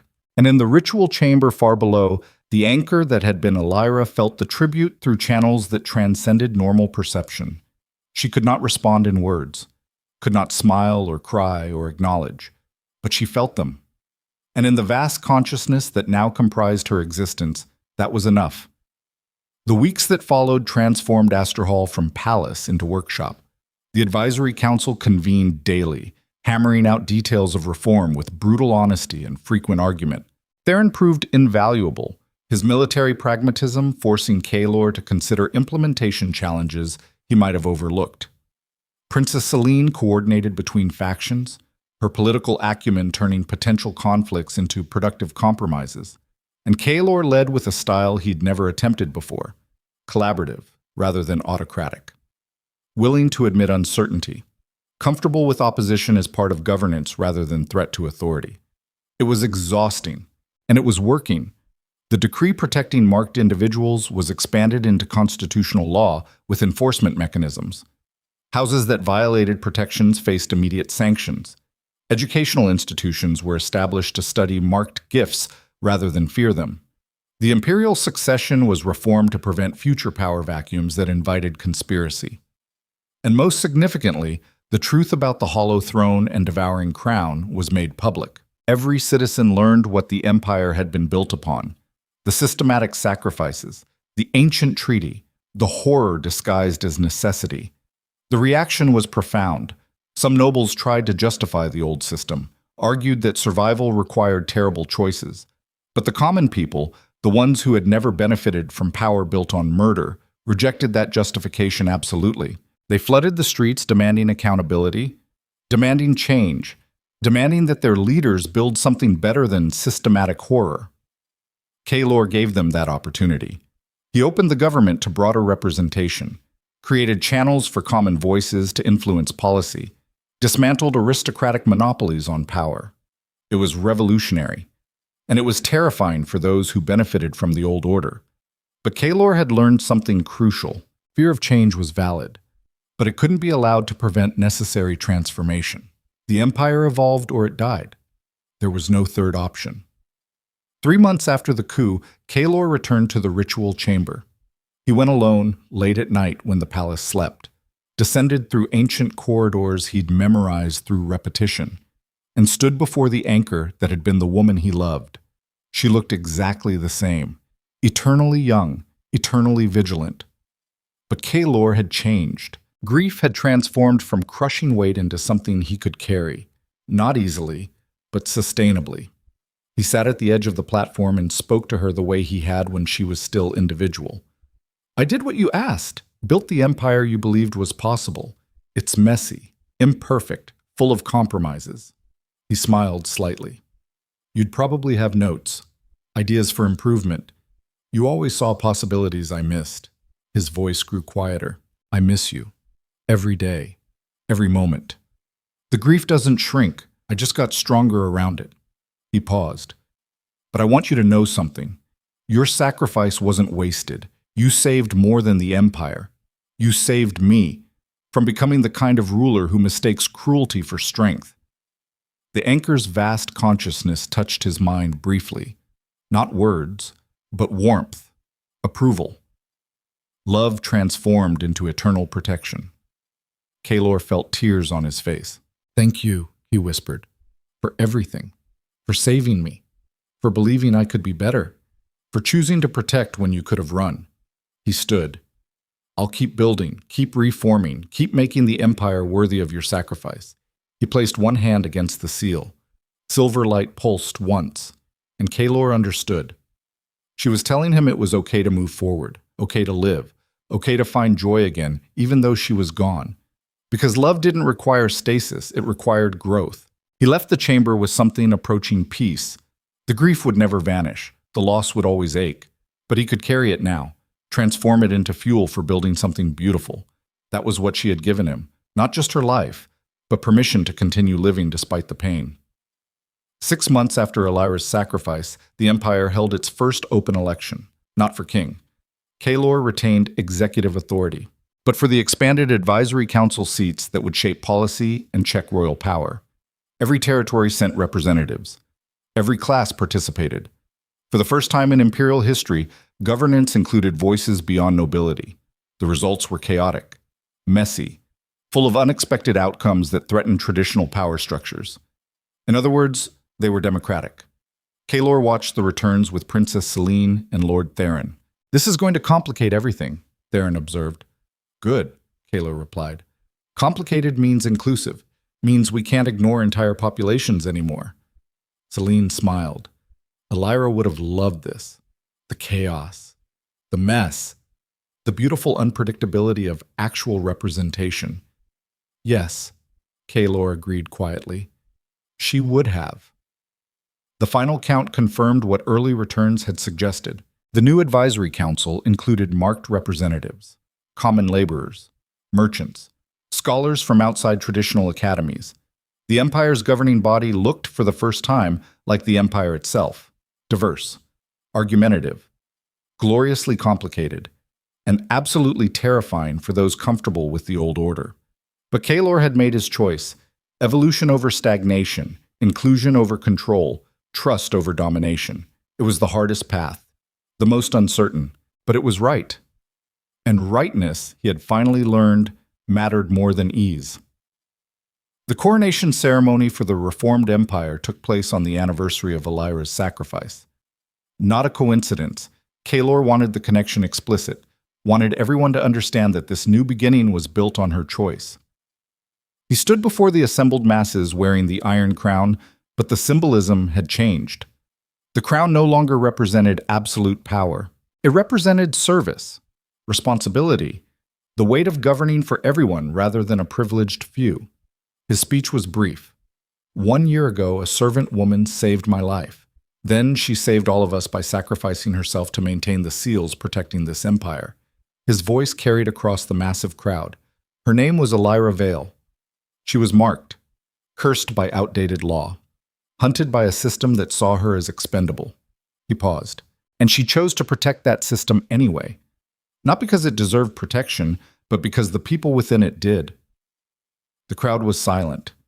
Today we honor her choice by transforming the empire she died for, by building something worthy of her sacrifice, by ensuring no one else is ever deemed expendable for political convenience. He gestured to the new advisory council standing beside him. This government includes marked representatives, common voices, perspectives that were silenced for generations. His golden aura pulsed. We are imperfect, we will make mistakes, but we will make them together, as an empire that values all its people, not just the powerful. The crowd erupted, not in uniform approval. Some cheered, some protested, some remained uncertain, but all of them participated. And participation, Kaelor understood, was the foundation of legitimate governance. After the ceremony, he returned to his chambers and found a package waiting. No note, no identification, just a small wooden box. Inside was a silver pendant, simple, elegant, and unmistakably Elira's. Kaelor's hands trembled as he lifted it. He recognized the craftsmanship. She'd worn it every day, a gift from her mother before she died. How had it survived the ritual? Then he understood. Someone from the servant network had preserved it, had kept it safe through the chaos and transformation, had chosen this moment to return it. Kaelor fastened the pendant around his neck. The silver was warm against his skin, and for the first time since her sacrifice, he felt her presence not as grief, but as comfort. She was still with him, not in body, not in voice, but in the principles she'd taught, the empire they'd built together, the future they'd believed possible. That was enough. It had to be enough. Years passed. The empire transformed slowly, painfully, beautifully. Marked individuals integrated into society. Schools were established. Gifts were studied rather than feared. The advisory council evolved into a genuine legislative body. Power became genuinely shared rather than concentrated. And Kaelor ruled with a style that would have been unrecognizable to the man he'd been before Elira arrived. Collaborative, humble, willing to admit mistakes, still strong when strength was necessary, but no longer confusing cruelty with power. He never remarried, not from lack of opportunity, but from choice. What he'd shared with Elira couldn't be replicated, shouldn't be replaced. Instead, he poured that love into the empire itself, into building something worthy of her belief. On the 10th anniversary of her sacrifice, he returned to the ritual chamber one final time. The anchor still stood vigilant, still protecting, still conscious in ways beyond human comprehension. Kaelor sat before her and spoke his final tribute. I kept my promise, built the empire you believed was possible. It's not perfect, but it's better, kinder, more inclusive. He smiled. You'd still have notes, ideas for improvement. You always pushed me to be better. His voice grew soft. I'm getting old now. The crown will pass to Celine soon. She'll continue what we started. He paused. But I wanted you to know, before I go, that you didn't die for nothing. You changed everything, not through dominance or conquest, through belief that people could be better. The anchor's consciousness touched his one last time, and in that touch, Kaelor felt everything she'd become. Not individual, but eternal. Not lost, but transformed. Still protecting, still loving, still believing in the empire they'd built together. He left the chamber with peace, and when he died 5 years later, surrounded by the people he'd served and the empire he'd transformed, his final words were simple. Tell her I kept my promise. The empire endured, not through domination, but through evolution. Not through systematic murder, but through inclusive governance. Not through fear, but through the belief that people, given the chance, would choose to be better. Elira Vale remained the eternal anchor, protecting, preserving, reminding every generation that true strength wasn't about conquest. It was about choosing to protect even when protection required everything. And Kaelor Draven was remembered not as the conqueror who built the empire, but as the reformer who transformed it into something worth protecting. Two people, one marked, one sovereign, who discovered that love didn't weaken power. It taught power why it existed. The empire recorded their story carefully, honestly, not as legend, but as truth, so future generations would understand that the greatest strength isn't dominating others, it's having the courage to change yourself. That sacrifice isn't weakness, it's the ultimate expression of love, and that empires built on cruelty always fall, but empires built on belief can endure forever. This was their legacy, not monuments or conquest, but transformation. And in the ritual chamber deep beneath Asterhall, the anchor that had been Elira Vale continued her eternal vigil, conscious, aware, loving, protecting the empire that had finally learned what she'd always known, that every life has value, that difference is strength, and that the marked were never cursed. They were just waiting for the world to be ready for what they could become.